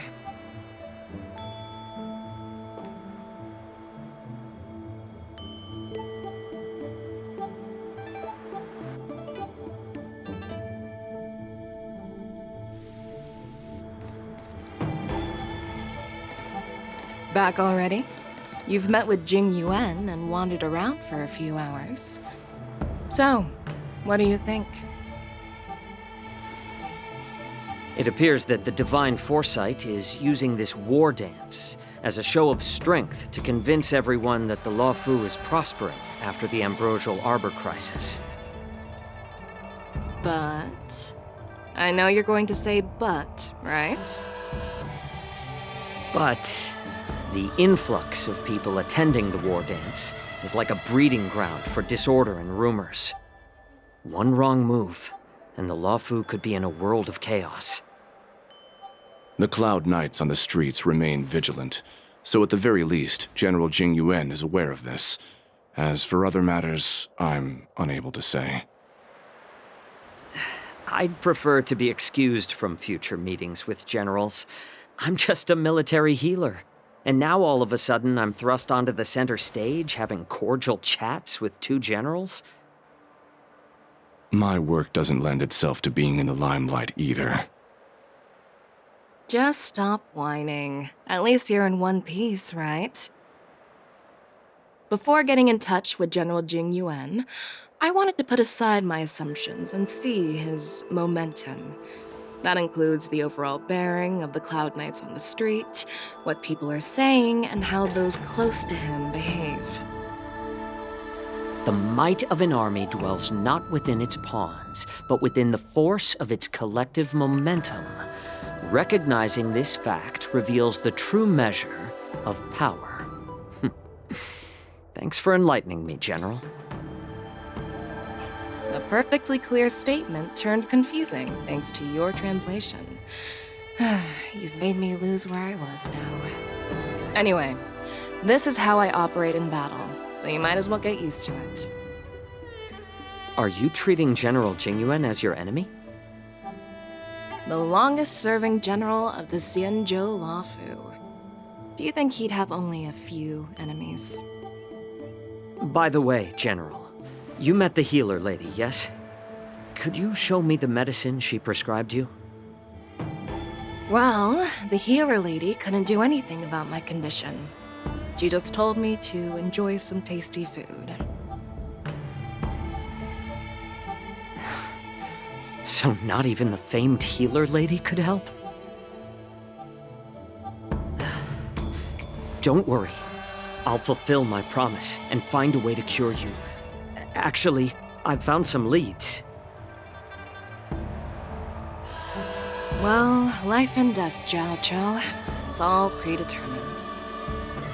Upon starting my military career, I made a pledge that the rest of my life would be dedicated to being the Xianzhou spearhead, hunting down the abominations of abundance till the end of my days.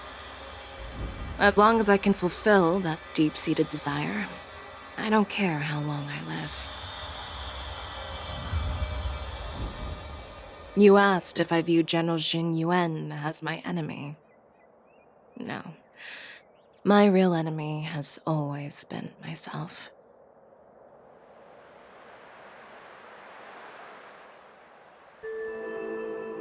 Enjoy some tasty food. So, what's for dinner tonight? Jeez. You really know how to read the room, don't you? You guys figure it out for yourselves. I'm due to catch up with an old war friend I've not seen for quite a long time.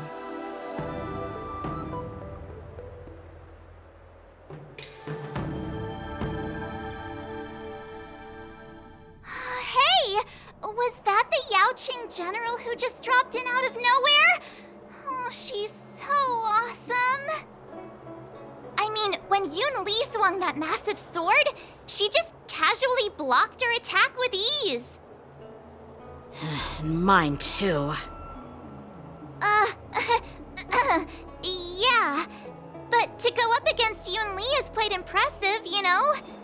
That aura of heroism and grace. It almost makes me want to learn Xianzhou swordplay. You think so too, right?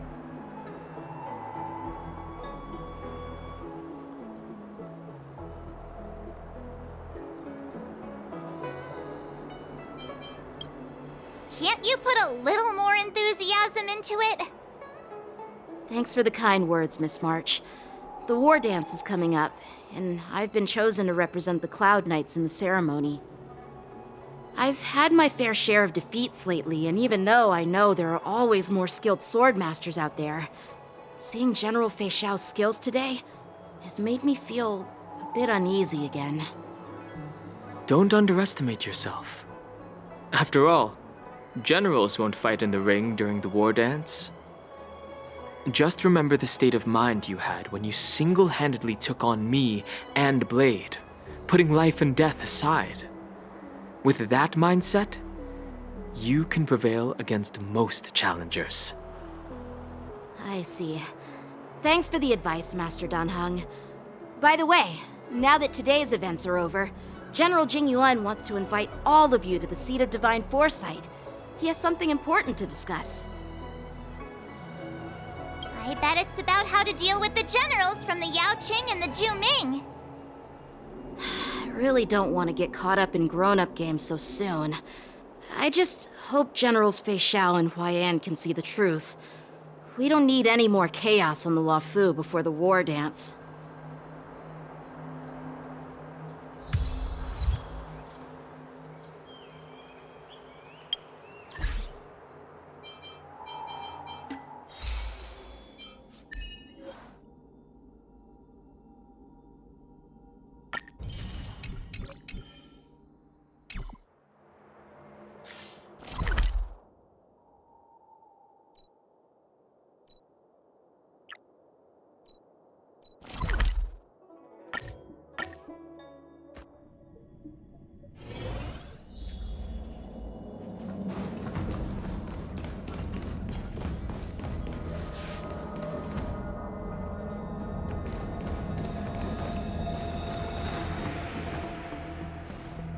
Earlier at the Palace of Astral, I introduced these guests from the Astral Express to you, Elder Huayan.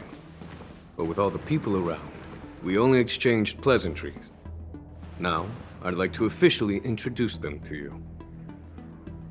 These three braved great dangers, accompanying me to perilous places, defeating the chief culprit Vantilia, and uncovering the conspiracies of the disciples of Sanctus Medicus. If you wish to know more, please, feel free to ask us. Well, I skimmed through the reports about the Arbor's rebirth from the Master Diviner Hu Xuan. She's been summoned to the Yu Chui for questioning. There are a lot of doubts within the Alliance about this whole situation. But despite all that, I believe in you. Since you joined the ranks, you have repeatedly achieved remarkable feats. After the High Cloud Quintet each went their separate ways, despite the many criticisms within the Alliance, the Marshal still stood firm against the dissenting voices and entrusted the Luofu to you. Over the years, you've served the Alliance with loyalty and wisdom. You've taken down abominations in Thalassa, rescued the Xianzhou Yu Chui from a siege, and destroyed the demonic planet summoned by the denizens of abundance. I still remember those battles vividly. There are fools who doubt your loyalty. They're happy to see the divine foresight fail because it gives them some kind of sick satisfaction. They haven't achieved anything of their own, so they feed off the failures of others. But I've seen enough failures in my time, and I want to believe that your loyalty has never wavered. So, General Fei Xiao of the Yaoqing is the only one investigating the Ambrosial Arbor crisis on behalf of the Alliance? No. I am too. This old man's words always catch me off guard. The Marshal ordered me to come to the Xianzhou Luofu, but the document only says, attend the war dance and listen to Fei Xiao's questioning.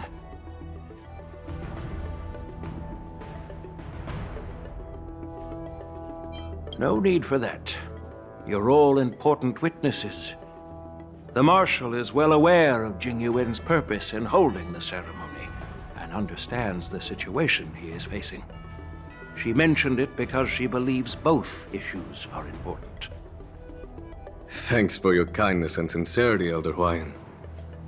But is it appropriate to tell everyone here about the Marshal's orders?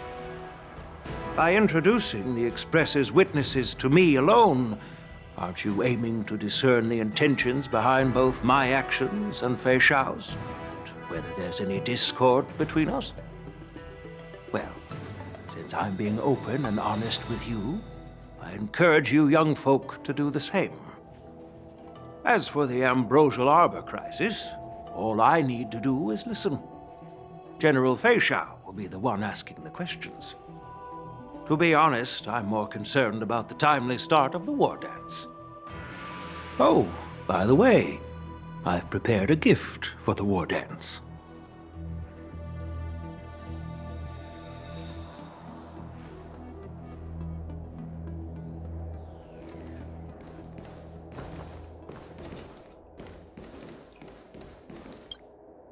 Yes, it's this case right here.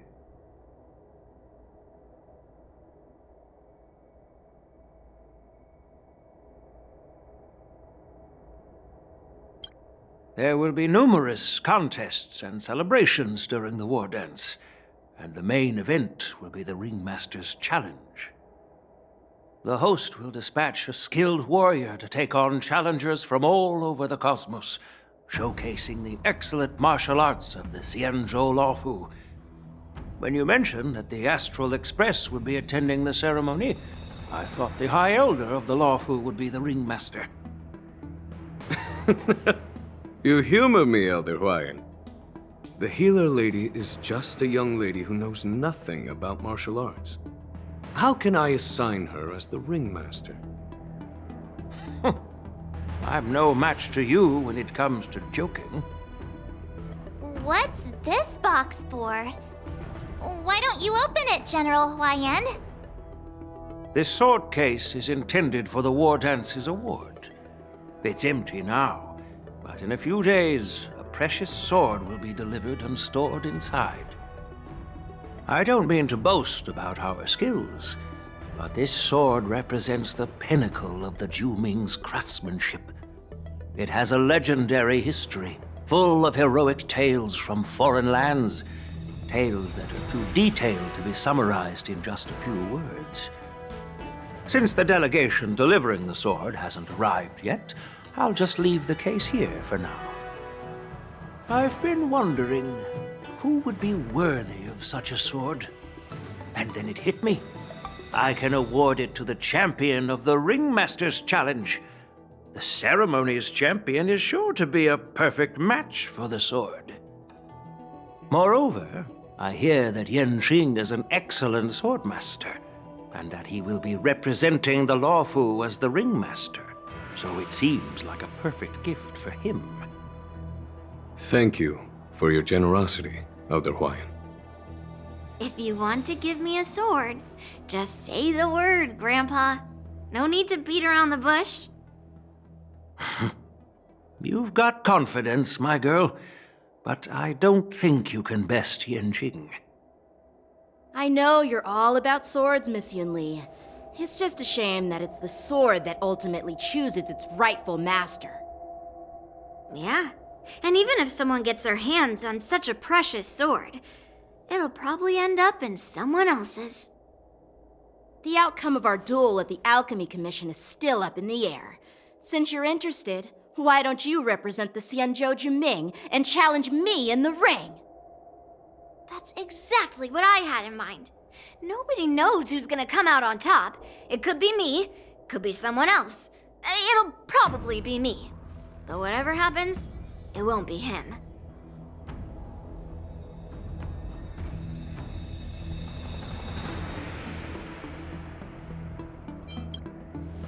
Not to be rude or anything, we've been watching their drama. I'm dying to find out who beats who. Quiet down. We have other guests here. I've prepared this sword to add some excitement to the ceremony, not to have you two squabble. It's not a good look for the Alliance. While you both seem confident that you'll win, you need to remember there can only be one winner and one loser in the ring, which could lead to hard feelings. Actually, I have an idea. We don't know who the winner will be, and it might not be either of you. But if you're eyeing that prize, you'll need to work together. I want you to take on an apprentice who will take part in the war dance and win at least one match. How does that make sense? In my humble opinion, while a Cloud Knight is commendable by securing victories, it's even more so to pass on your skills and spread the way of swordplay. I'd be greatly pleased if this apprentice could represent the Express in the war dance by displaying their Cloud Knight flair and prowess. Well, Elder Huayan's idea is quite interesting. Imparting swordplay skills requires teamwork, and both the winner and the loser will learn a valuable lesson regardless of the outcome. The question is, whom should the two of them take as an apprentice? Huh? Who? Wait, me? I noticed just now that Miss March seemed quite interested in the outcome of your sword fight, so I thought, why not teach her the art of swordplay? Wait, are you serious, General? Why am I being dragged into this all of a sudden? I've never practiced swordplay before. I'm a total newbie. You really think I can learn it? Well, you'll probably realize I have no hope and give up on me. And that'd be so embarrassing.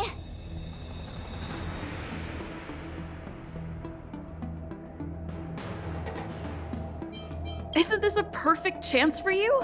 I remember you mentioning that you wanted to learn some sword moves. Yeah, I did say that.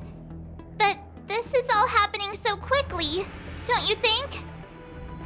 Miss March is like a piece of jade in the rough, just waiting to be shaped. The war dance is the perfect opportunity to see what heights she can reach. I appreciate your kind words, General Huayan. But won't teaching me swordplay be a waste of Yanqing and Yunli's time? They should be preparing for the ceremony. Plus, I heard that each swordmaster has their own special moves. What if they let something slip while teaching me? If everyone knows each other's tactics, won't that make it hard to catch people off guard during the war dance? That's considerate of you, March 7th. But don't worry. It'll take you at least a decade of hard training before you can even start learning special moves. No need to freak out. A few Juming swordplay tricks will mean you'll be more than equipped. Really? Looks like March's curiosity has been piqued. The whole point is to know each other's moves. Defeating your opponent in just one move? How boring would that be? Plus, what really decides a swordsman's fate isn't some special move. It's the solid fundamentals. So Miss Yunli has already agreed. What do you say, Yanqing? General, I haven't graduated yet. How can I be qualified to teach swordplay to others. So you're admitting your defeat, huh? If you're not even confident to teach, why don't you let me be the ringmaster instead? Yangqing, teaching an apprentice is also a way of honing your own skills and gaining insights. You've been an apprentice for years. It's about time you looked at swordplay from another perspective. I see, General. Then count me in. Now that Yangqing has agreed too, it all comes down to Miss March giving her nod. It's up to you to make the final decision, March.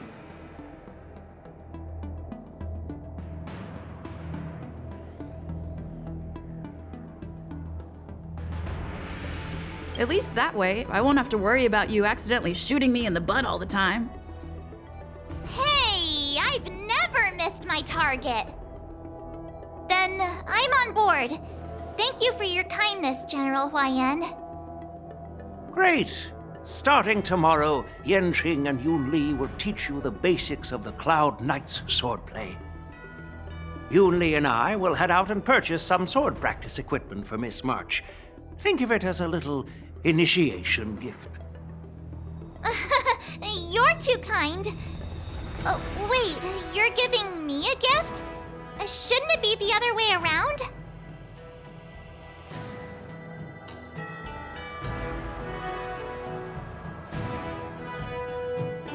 General Huayan's gone. Wait, why does something feel off about what we talked about?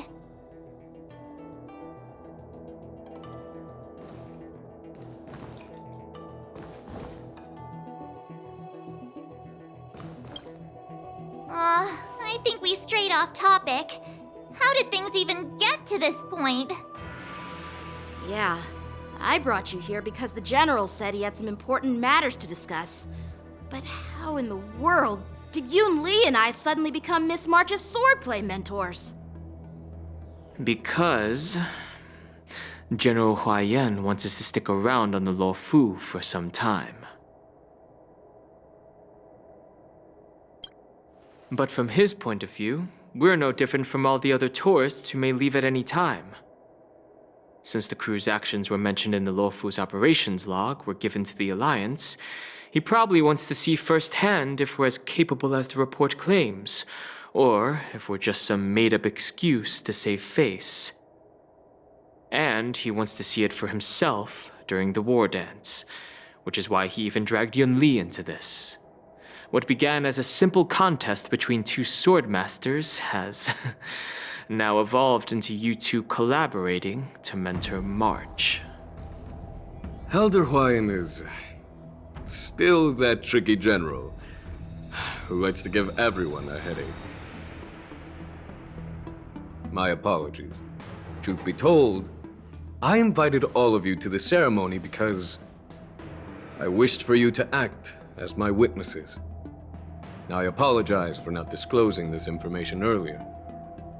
In the coming weeks, I'll also invite all of you to a meeting with General Fei Xiao, where you may need to answer her questions and clear up any doubts she might have. So please, be prepared for the meeting.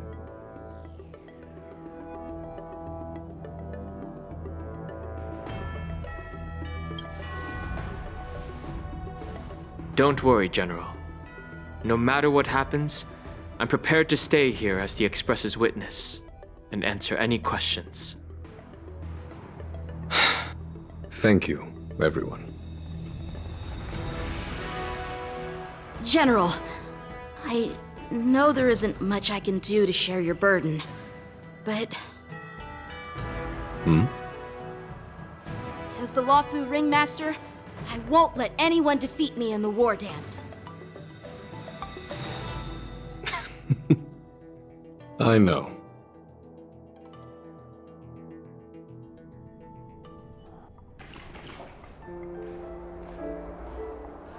The illustrious Merlin's Claw waiting for me? And for so long, too? It's quite an honor. It's been a while, General Fei Xiao. It's been 30 years since we last saw each other, right, Yukong? Yes, back then you were the vanguard of the Yao Qing's Verdant Knights, and I was a pilot of the Law Fu's Rainbow Orbit fleet. Who would have thought that upon meeting again, you'd be a general, and I'd have given up flying? Really does feel like a lifetime ago. Well, I wouldn't say I haven't seen you in 30 years. After all, your great victories are announced through the Yellow Bell resonance system every day. So I'm well aware of your great feats. How's your health holding up? Still stable, I suppose. Do you still remember the medic who saved me in battle? That healer with the odd name and peculiar temperament. What was his name again? Was it Pichu? Or Kachio? Jiao Cho. He's been my retainer and personal healer, delegated by the Alchemy Commission from the Xianzhou Yao Qing. Over the years, he's dedicated himself to managing my condition. It's thanks to him that I'm still in good health today. Given my background, I'm happy to have made it this far. I'm relieved to know that you're safe and sound. Well then, since you and Elder Huayan are here, I imagine you must have received orders from the Marshal? As your friend, may I ask how the Alliance intends to punish the General of the Luofu? The Arbor's rebirth has frightened the elders who lurk behind the scenes. They fear the resurgence of abominations, much like what happened 30 years ago. Although the report from the Luofu explained all the details, we don't know if the Ruin Legion really invaded, or how exactly the Stellaron Hunters and the Astral Express became involved. This puzzle has many missing pieces. As you know, the fugitive Jing Liu, who mysteriously disappeared many years ago, has resurfaced. This time, she has brought along an Outworlder and a coffin, claiming to offer the Marshal a method to fight against the Eons. The Luofu Preceptor has also leveled accusations against Jing Yuan for neglecting the Alliance's principles. She asserts that Jing Yuan enabled the exiled Imbibitor Lunae to re-enter the Luofu, thereby unlocking the lunarescent depths within Scale Gorge Waterscape, which in turn disrupted the Vidyadhara's dutiful watch over the Ambrosial Arbor. It is for these reasons that I have come here to the Luofu today. Well, duty calls. Perhaps I shouldn't have mentioned all of this to an uninvolved person, but since we once fought together, I didn't want to keep you in the dark. Perhaps pretending you didn't hear any of this would be for the best. I understand. I'm sorry. I was out of line. I know I shouldn't be defending General Jing Yuan right now, but... well, you know how I am. The Luofu has enjoyed centuries of stability since the end of the sedition of Imbibitor Lunae, much of which can be attributed to General Jing Yuan's masterful strategizing. Unfortunately, for a long-life species, enduring through the ages always culminates in a failure that undoes all previous achievements, a moment that our adversaries relish. That's true. And that's why I'm also here for another purpose. To visit Huohuo. Huohuo? You mean that Huohuo? The Borisin warhead? The same Huohuo who has been imprisoned in the Shackling prison for over 7 centuries?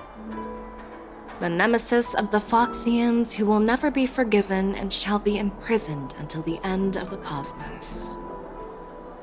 I can't quite remember the exact wording, but yes, the very same Huohuo. Usually, only emissaries from the Xianzhou Yao Qing Skyfaring Commission visit him once every century. Why do you have to visit him now, of all times? The Foxians and the Alliance made a pact to combat the abominations, aiming to achieve justice and free their kin. That werewolf monster is to be forever imprisoned in the dark recesses of the Shackling prison, facing unending retribution. Given the situation on the Luofu, those on the Yao Qing are concerned about Huohuo's imprisonment. I'm afraid that the routine visit every century is no longer sufficient to ease their concerns. That's why I was sent here, to reassure them. It's all bad news. Well, not everything. There might be a silver lining. Oh, by the way, I found some clues about the thing you asked for. Tell me more.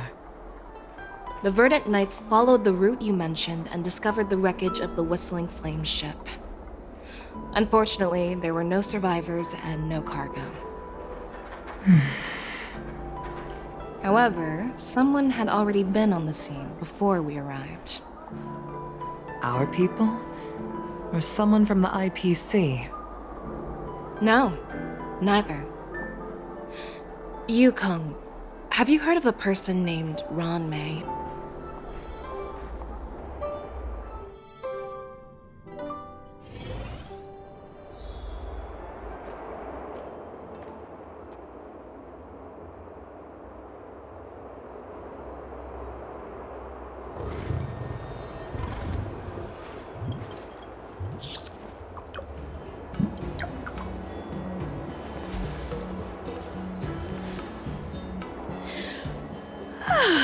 I'm still feeling sleepy.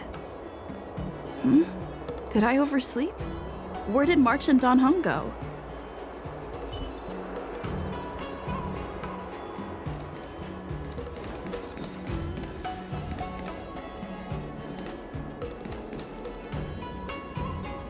There you are.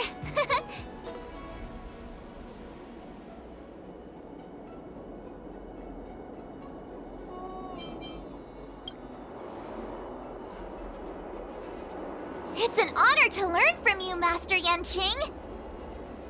Oh, in all those immersions and novels I watched, when apprentices want to pay their respects to their masters, they usually bring fancy gifts, kneel, and bow. Oh, I'm really sorry, but I haven't prepared anything yet. Hey, why are you blushing, Master Yanqing? This is, the first time someone has called me master. I need to, get used to it. Let me make it clear.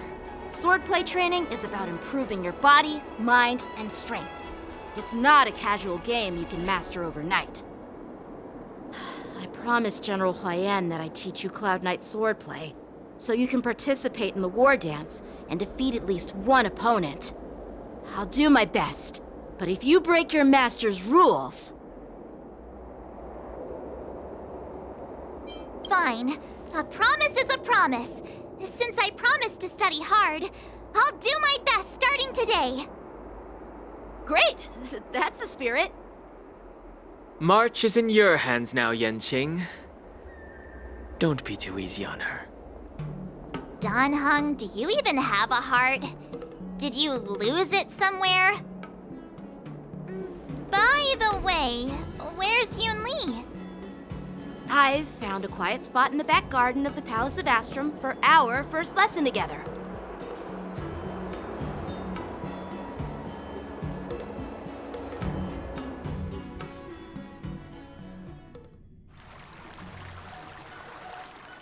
Seriously? It's the first day and you two are already late? Why is everyone on the Luofu so laid back? So disappointing. Master Yunli, you're already here. Sorry for keeping you waiting. Oh, wait. Were you trying to teach her in secret? That's sneaky. I'm just showing you what Luofu etiquette is all about. She might be my apprentice, but it's customary for the master to personally escort their apprentice to the place of learning. As the host, I'll be teaching Miss March the essence of Luofu swordplay, after which she'll emerge victorious in the war dance ring. You won't be complaining about Luofu swordplay then. Stand aside, rookie. Let me show you how we Zhuming swordmasters treat their apprentices. Quickly, over here, Miss March. This is a reverse mentorship gift from me to you. I hope you put it to good use. What's this? Xianzhou clothing? It's so beautiful! Sword practice requires precise movements. This outfit is tailored to fit perfectly and allows for smooth movements. I even added some small accessories. I put a lot of thought into it. You're awesome, Master Yunli! See? See? How can you compete with me? I'll teach March 7th the essence of Zhuming swordplay so she can win the contest with my sword skills. Actually, I've prepared something too. Huh? You have a gift for me too, Master Yanqing? Since you want to learn swordplay, Miss March, you'll need suitable weapons. So, I went out of my way to prepare a pair of swords overnight. Unfortunately, I didn't have time to ask the craftsman to customize the swords for you. But I did my best to choose ones that look nice and are suitable for a beginner. I hope you like them, Miss March. Thank you, Master Yanqing! Bet you didn't see that one coming, did you, Yunli? The real competition is just getting started. I'm so lucky to have two great masters. But why does it feel like things are getting a bit weird?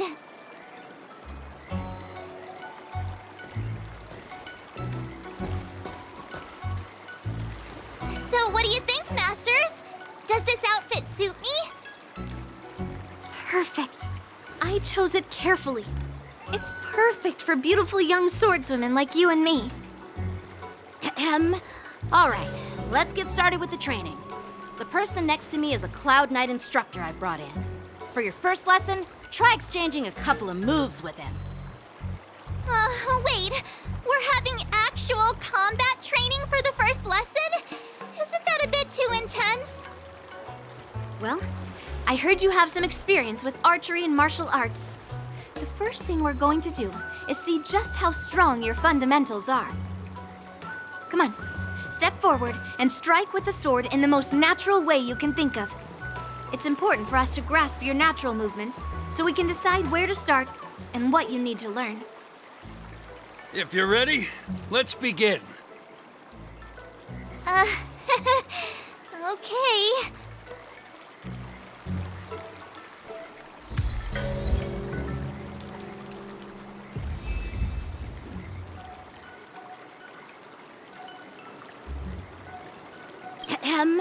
All right, let's get started with the training.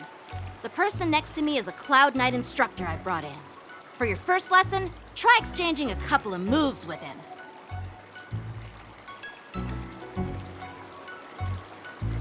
Well, I heard you have some experience with archery and martial arts. The first thing we're going to do is see just how strong your fundamentals are. Come on, step forward and strike with the sword in the most natural way you can think of. It's important for us to grasp your natural movements so we can decide where to start and what you need to learn. Are you ready? Yeah, I'm ready. But please go easy on me. Then I apologize in advance, Miss March.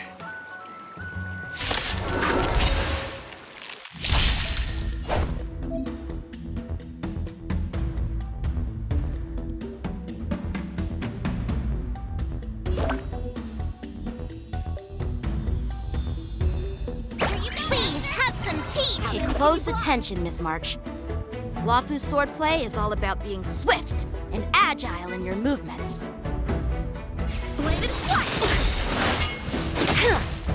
Yes, you! Ignore him. Strength is everything.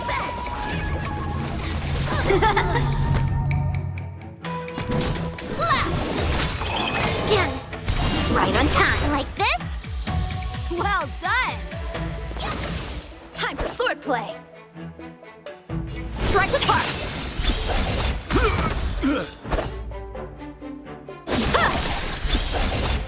Oh, I get it! With a true starting to get the hang of it. Ready to shine.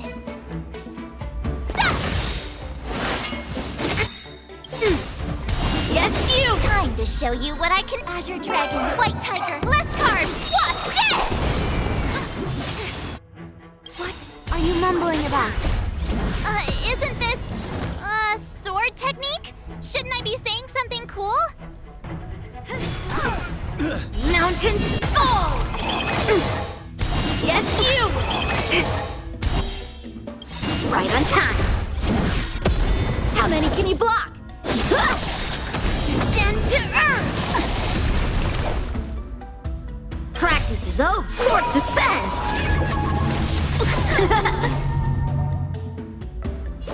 Here you go, Master! What are you made of? Strike! Nice job! Yes, you! Yes! Strike with heart! Awesome! You'll make good practice. All right, check out this move. Right on time. Time to show you what I can really do. Azure Dragon, White Tiger, less cards, Wasp, death! Yes, you!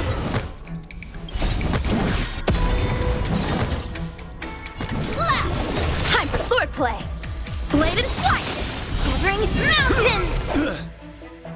Stop! Right on time. How many can you block? Melt! Strike with heart!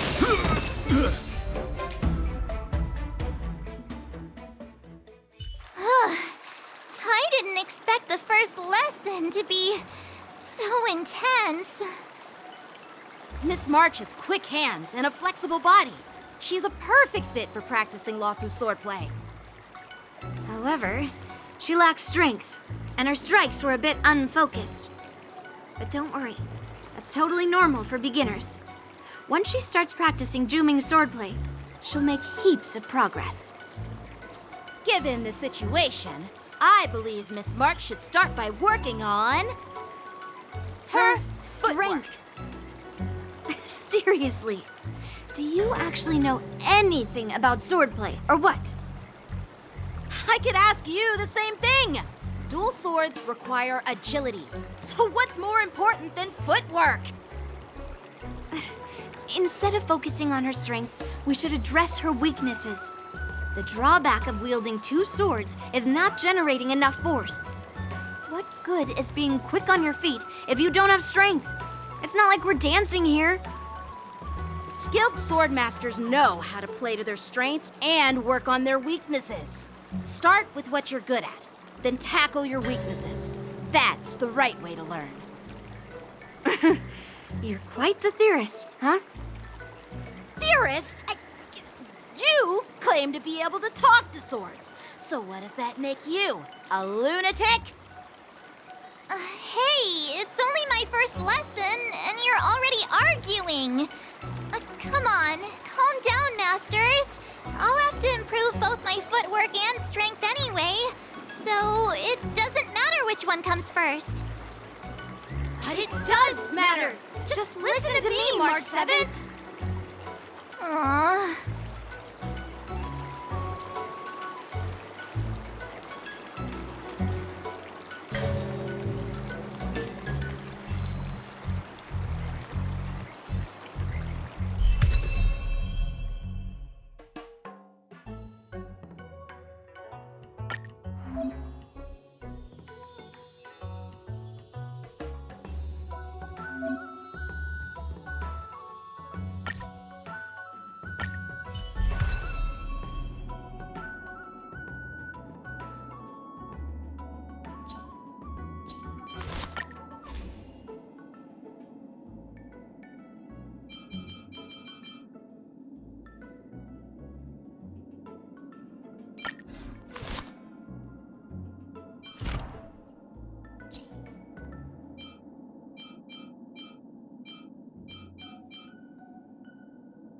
You can never have enough skills.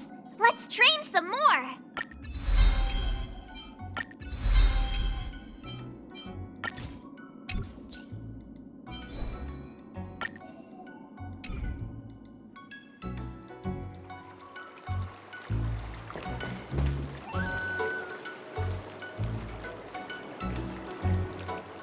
Dear Himeko, Mr. Yang, and Pom Pom, we're all good here on the Xianzhou Luofu, so no need to worry.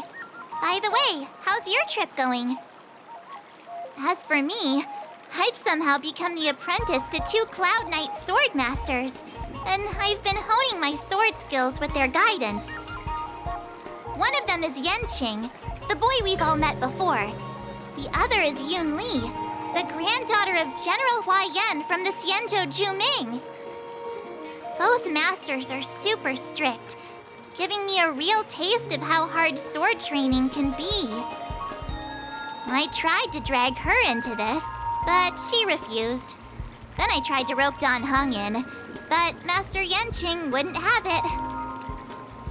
Still, I didn't let the difficulty get to me.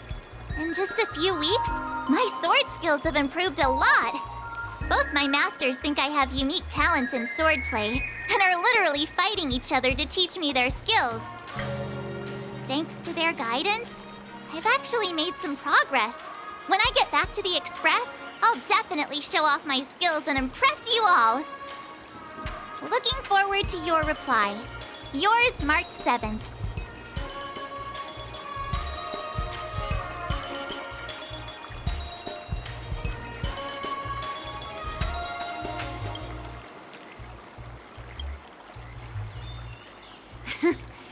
Well done! Let's call it a day.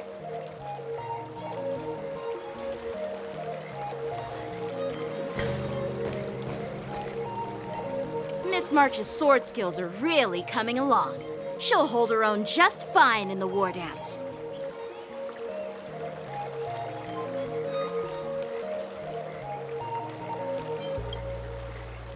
Just you wait and see. I'll show off my skills in the ring and win a match. I'll make both of you proud. Can you believe it? March 7th has actually become a pretty decent swordmaster in such a short time. Now I understand why Grandpa always had a grin on his face while training me. Are you sure he wasn't laughing at you? Oh, shut up! It's all thanks to your amazing guidance, Masters. Miss March, you're really getting the hang of wielding dual swords. If you're keen on advancing, trying out different Xianzhou blades could improve your touch. Oh, let me see. Which sword is the most powerful? Single sword? Great sword? Or maybe a flying sword? There's no such thing as the most powerful sword. It's all about the skill of the swordmaster. Yanqing wields several flying swords, while I only wield one. But remember how I kicked his butt at the Alchemy Commission? First, you didn't kick my butt. Second, you'll never kick my butt. Third, how about we settle this right now and see who kicks whose butt? Yeah, I'm up for that. And if I kick your butt, you'll drop out of the war dance. Deal? Why are you two arguing again? I thought things had been improving between you lately. There was talk that the leading disciples of the Luofu and Juming generals were supposed to face off in the war dance, but for some reason, they suddenly teamed up to train an apprentice of their own. Turns out the rumors are true.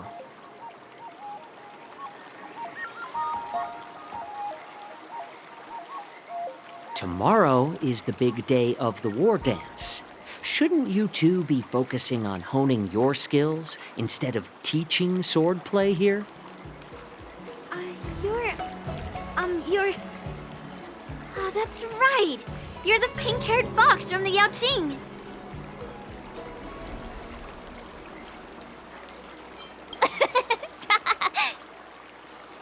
What are you laughing at? You've got pink hair too. I'm Jiaoqiu, the healer working for the general of the Senzhou Yaoqing. Ah, got it. So, you're the participant attending the war dance on behalf of the Yaoqing, and you were trying to sneak a peek at our training? Sorry for the misunderstanding. I don't know anything about martial arts. I'm just here on the general's orders to take care of some official business. I didn't mean to interrupt your training. I'll be on my way. If you know nothing about martial arts, why were you smirking earlier? Well, my curiosity got the better of me, I suppose. When I heard Miss March's pondering about what to learn, I couldn't help but wander over.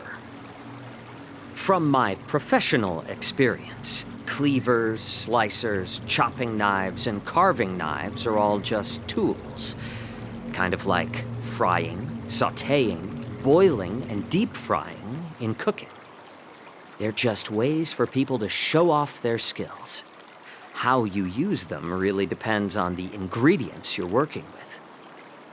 It's like your sword teaching methods. If you align your ingredient, in other words, your apprentice's natural tendencies, with the right cooking method, by which I mean the teaching method that best suits her, she'll make double the progress in half the time. For example, golden eggplant tastes best when fried, cloud peppers when stir-fried, and yellow boulder beef when simmered. It's all about discovering the nature of the ingredients.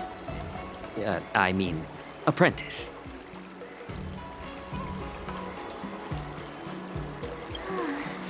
All this talk about food is making me hungry. Aren't you a healer? Why are you talking about food? Well, it's just a metaphor. The medicinal school I follow on the Senzhou Yaoqing is called the Rancha School, that specializes in food therapy. So it's only natural that I know a thing or two about cooking. So, you're the general's cook? I'm a healer. But anyway, a cook who isn't interested in health doesn't make for a good advisor. Fine. Call me a cook if you want. Seeing the way you're looking at me, it's obvious you think I'm just some feeble academic who likes to blabber on about martial arts. But, in reality, I know a thing or two about killing. After all, the art of healing inherently encompasses both life and death. Why is this guy suddenly getting all serious with kids? Do you recognize this bottle of medicine in my hand? No. This is called tumble dust, an extract from an exotic flower named Yabra. Is it poison? Well, it depends on how it's used. With just one drop, it's able to numb a patient's body during surgery, making them painless throughout the entire process. However, increase the dose or the potency, and it'll slow the metabolism, making the blood thin and resulting in the loss of all senses. Even long-life species cannot escape its effects. This thing can save lives or take them. It's more powerful than the swords in your hands. That may be so, but still, I prefer settling things with a sword than, you know. Huh. Looks like I did get you all wrong. You're not a feeble scholar, but a sinister and despicable one. Hey, why the insults all of a sudden? I'm just sharing some medical knowledge here, not persuading you to poison anyone. Seems like you get real excited when talking about poison.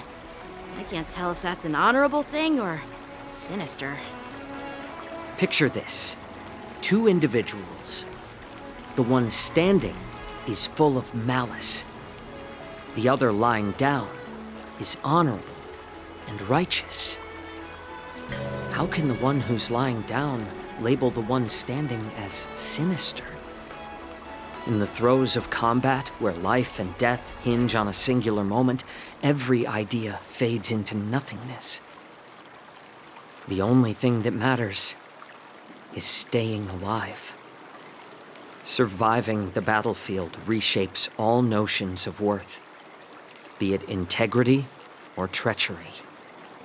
In my eyes, their significance is negligible. Perhaps you've underestimated Yunli and me, Mr. Jiaoqiu. We may be young, but we've seen our fair share of war. Well, well. Then you should know that the war dance is nothing more than a contest. So why are you so focused on it? When I was appointed as the ringmaster for the war dance, I asked the general, we Cloud Knights are supposed to charge into the fray and slay enemies. Why do we have to swing swords in a ring just to please an audience? And this is how the general replied.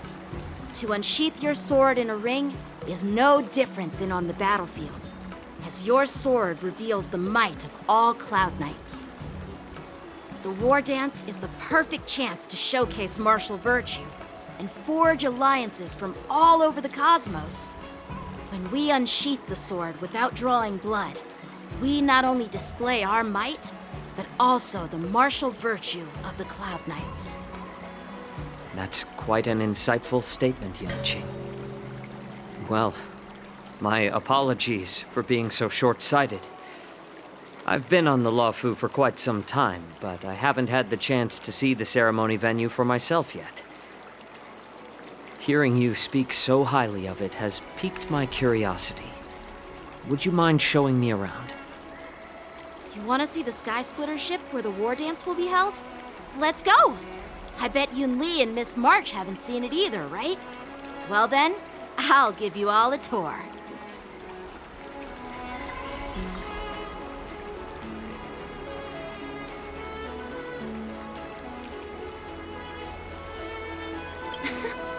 Can you believe it? March 7th has actually become a pretty decent swordmaster in such a short time. Now I understand why Grandpa always had a grin on his face while training me.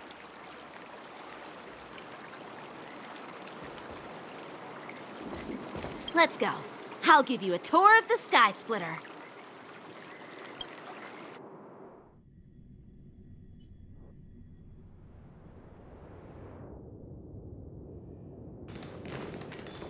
Looks like a lot of other visitors have also come to catch a glimpse of the Sky Splitter.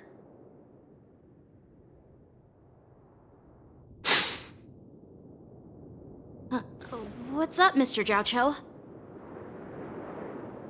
No, it's nothing.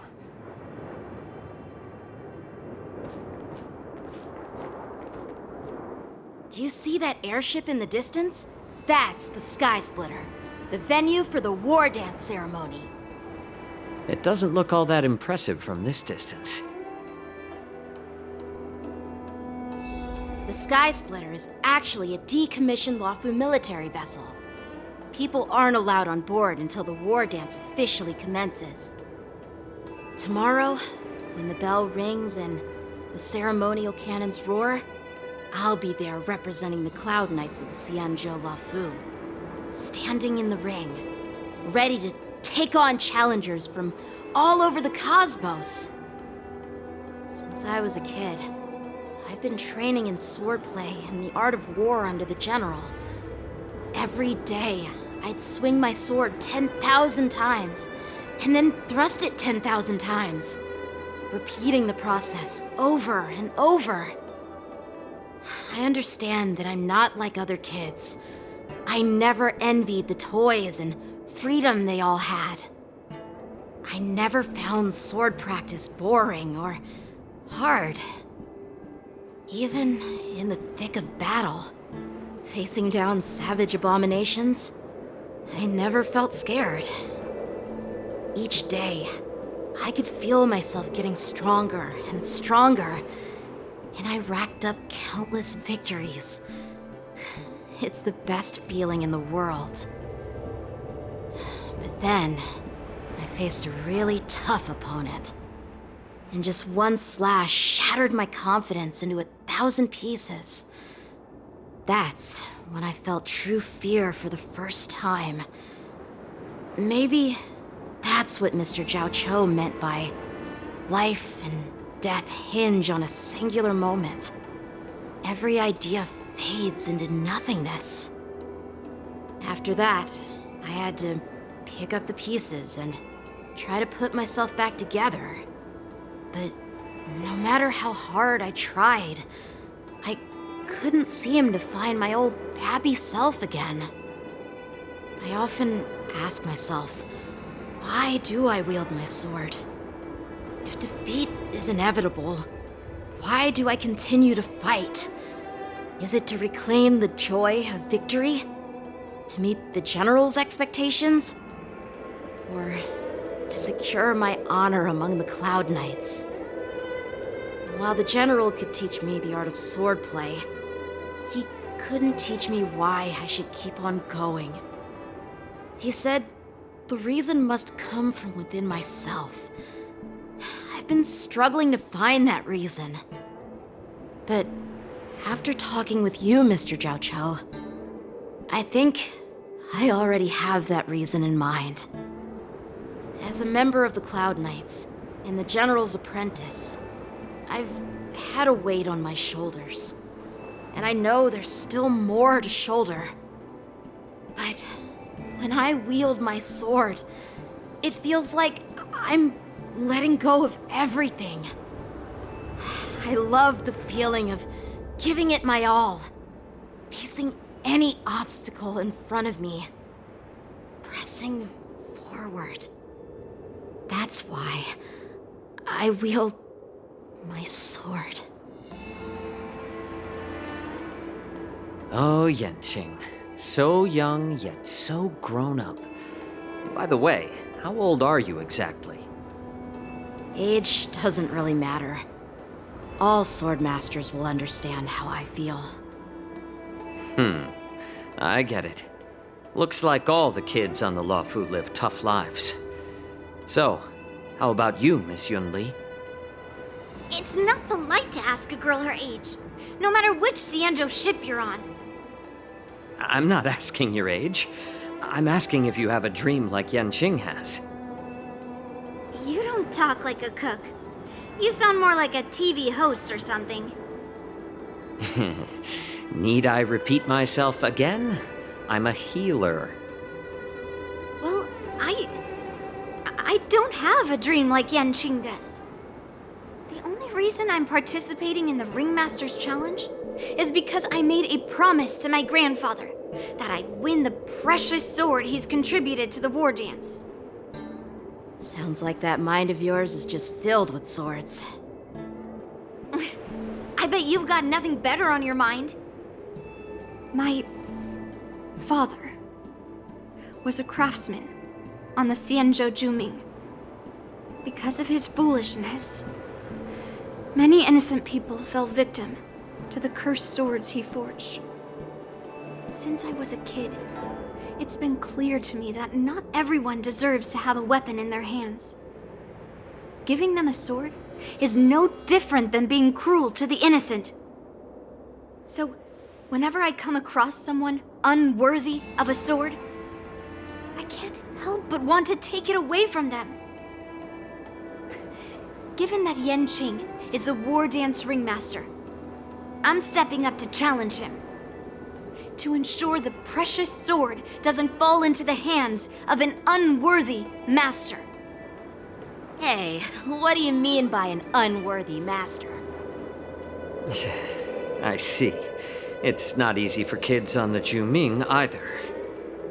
Well, it's better to have a reason for wielding a sword than to be lost and confused. I've saved countless Cloud Knights in my life, and there are plenty of exceptional warriors, just like the two of you. What happened, Mr. Jiao Cho? Oh, nothing.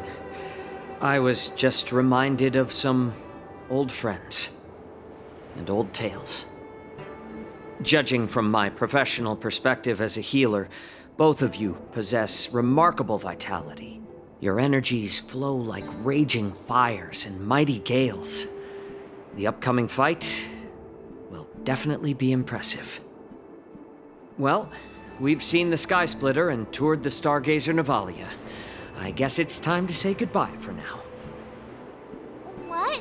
You're leaving already? But you haven't asked me about my dreams. I've been working hard too, you know. It's getting late, Miss March. Unlike you lot, I'm a grown-up bound by responsibilities and duties. The tasks entrusted to me by the General won't complete themselves. By the way, Yanqing, is it normal to have so many people wandering around in an automated area like the Stargazer Navalia? Actually, this is a restricted area. But since you're all guests, I made an exception, so you could take a look around. I understand. Well, I'll take my leave. I wish you both the best of luck in the ring tomorrow.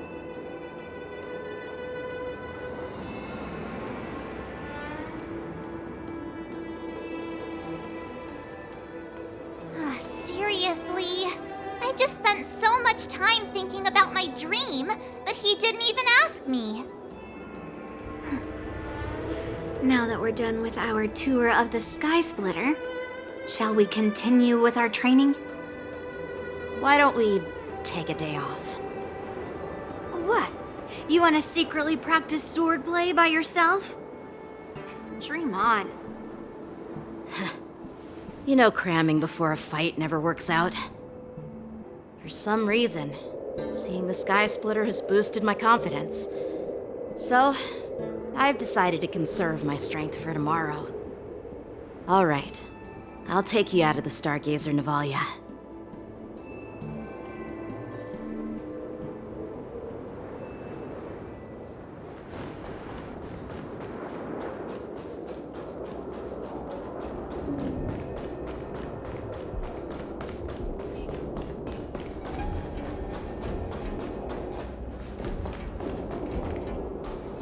Just shut up, Red Fang! This is not a beast ship. I need some time to take care of things. You willingly donned the skin of a lowly beast to join this mission, dedicating yourself to our glorious cause. And now you're telling me you can't handle it? Do you realize how many ships we need? I'm doing my best, all right? It takes time to figure all this out. When the guns go off tomorrow, all eyes will be on it. That'll be our only chance. How's that? Who's there?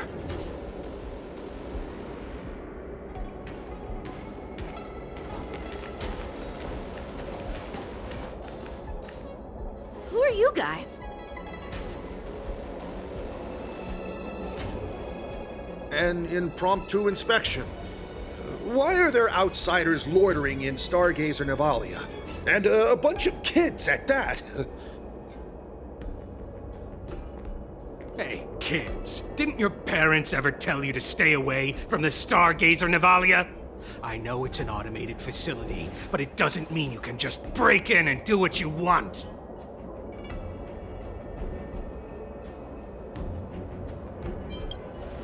First of all, I'm an adult. Second, I didn't just break in. Yeah, we flew here on a starskiff. Like, whoosh! Well, I'm not trying to tell you off, but this place is off limits to the public, you know? Big sis, let's go. I want to play in Ever Hunt Planes.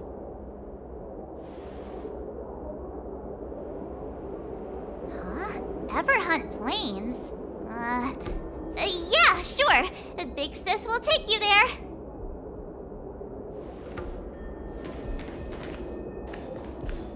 Shuha! You should have let me. Shh, the overhaul is done, and everything looks good. We should leave.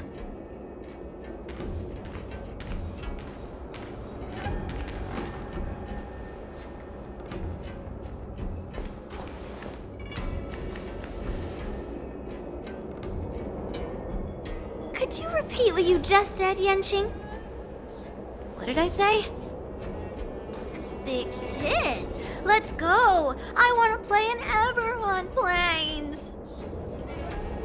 Come on. Can't you read the room? Something is definitely off about the 3 people we just met. Yeah, anyone could see that.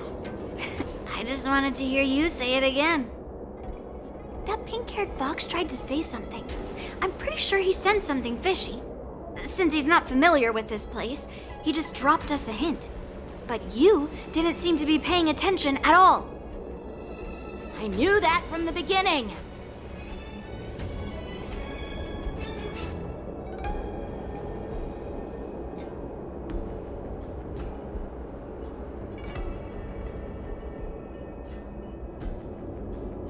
That Cloud Knight didn't recognize Master Yanqing at all. That's really weird. What? Is he famous on the Luofu or something? Not even the Cloud Knights on the Juming, who all know my glorious name, might recognize my face. You have a point. A Cloud Knight, a member from the Skyfaring Commission, and a craftsman. They're from various departments, and the reason for the overhaul seems legit. But one of them blurted out some weird language just now. Did you hear that? I have a feeling that if we secretly tail them, we'll definitely catch these guys in the act. Follow my lead, and be careful not to blow our cover.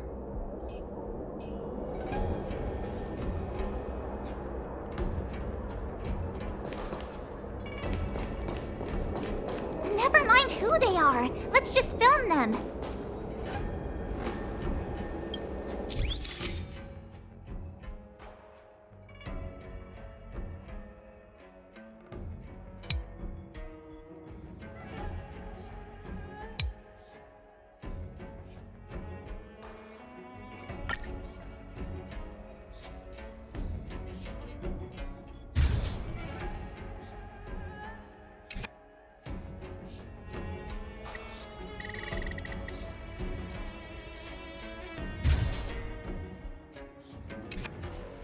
We should have just killed those lowly beasts.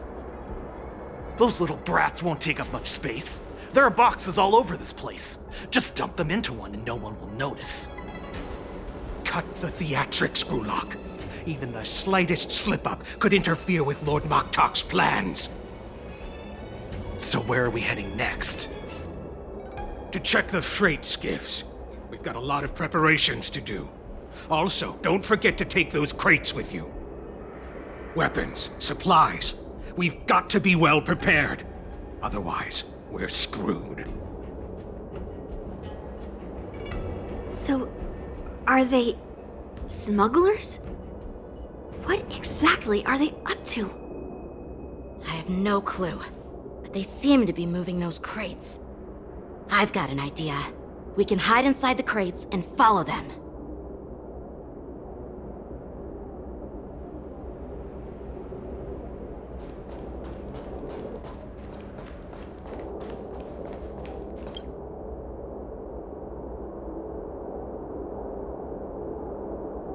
Ugh, it's so cramped in here. I can hardly breathe. Just hang in there.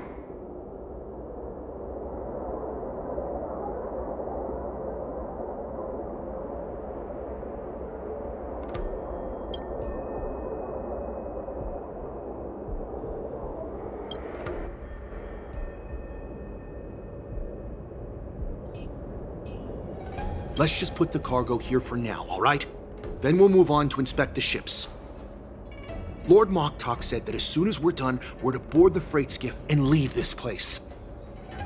Don't worry, I've changed the shipping schedule. You two, come with me. Is it just me? I keep smelling that stench of lowly beasts everywhere we go. Don't be so paranoid.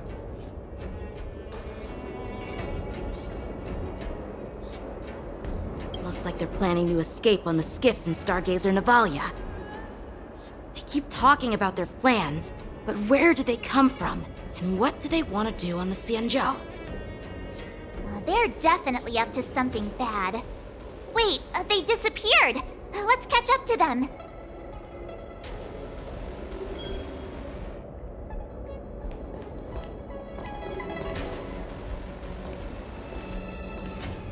Tread softly, breathe quietly, and make sure to keep an eye on them.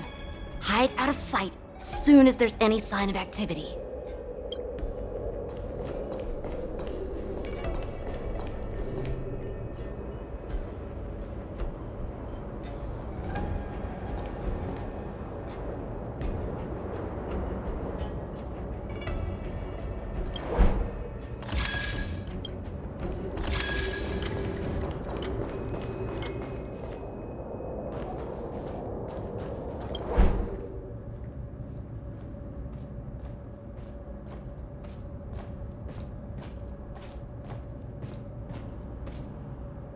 Don't be so paranoid.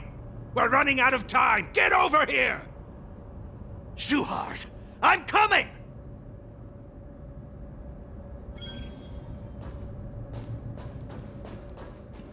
They're leaving.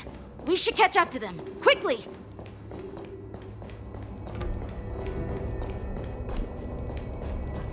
Watch out! They're on high alert!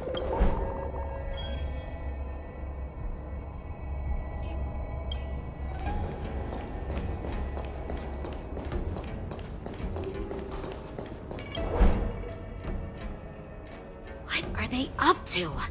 They're all wearing official uniforms, but I'm pretty sure they're not members of the Skyfaring Commission, the Artisanship Commission, or the Cloud Knights. This is way too suspicious. Never mind who they are. Let's just film them. That way, if they do anything bad, we'll have solid evidence against them.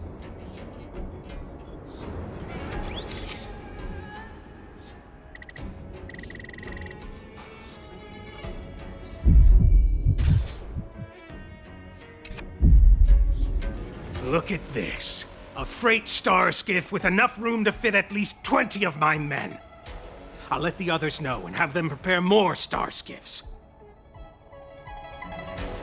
Once we're past the checkpoint, there will be beast ships waiting for us. Lord Moktok is ready. The revival of our ancient bloodline all hinges on this operation. What did he just say?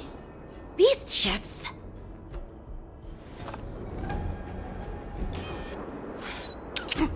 Who's there? It's those brats! I told you to get rid of them, but you didn't listen, you idiot! Wipe them all out!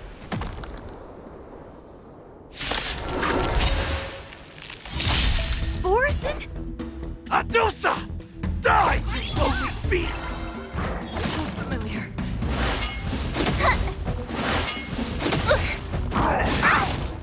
Resonate all together. Destined for oblivion.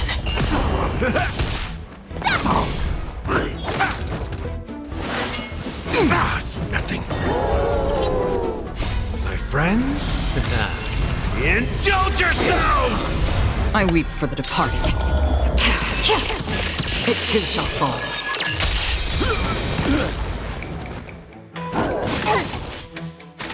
On the still waters of oblivion. It ain't alone.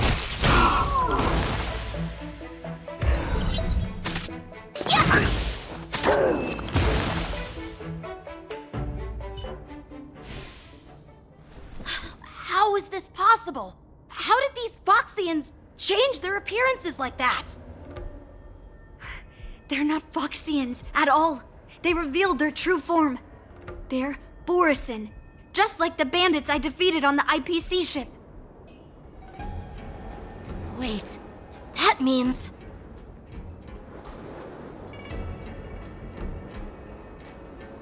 Well, how did the Borison manage to infiltrate the Xianzhou? It's not just a simple disguise of wearing our clothing and shaving their whiskers. They're somehow able to alter their appearance to be indistinguishable from Foxians. They even have official IDs for the Skyfaring Commission, the Artisanship Commission, and And even the Cloud Knights? Let me check this fake Cloud Knight's tag. Maybe it'll give us some clues. Lujun, an officer of the Patrol Defense Squad? Wait! What's the matter? I encountered a patrol officer named Lujun before. It was a few weeks ago, when we were transporting the Borison prisoners. They can forge official identities and move around the Xianzhou without raising suspicion. Oh no, this is bad. Even worse. If you find one cockroach on the Express, it usually means... There are more Borison hiding on the Xianzhou. I bet their plan is much bigger than just stealing information. We've got to report this to the Seat of Divine Foresight.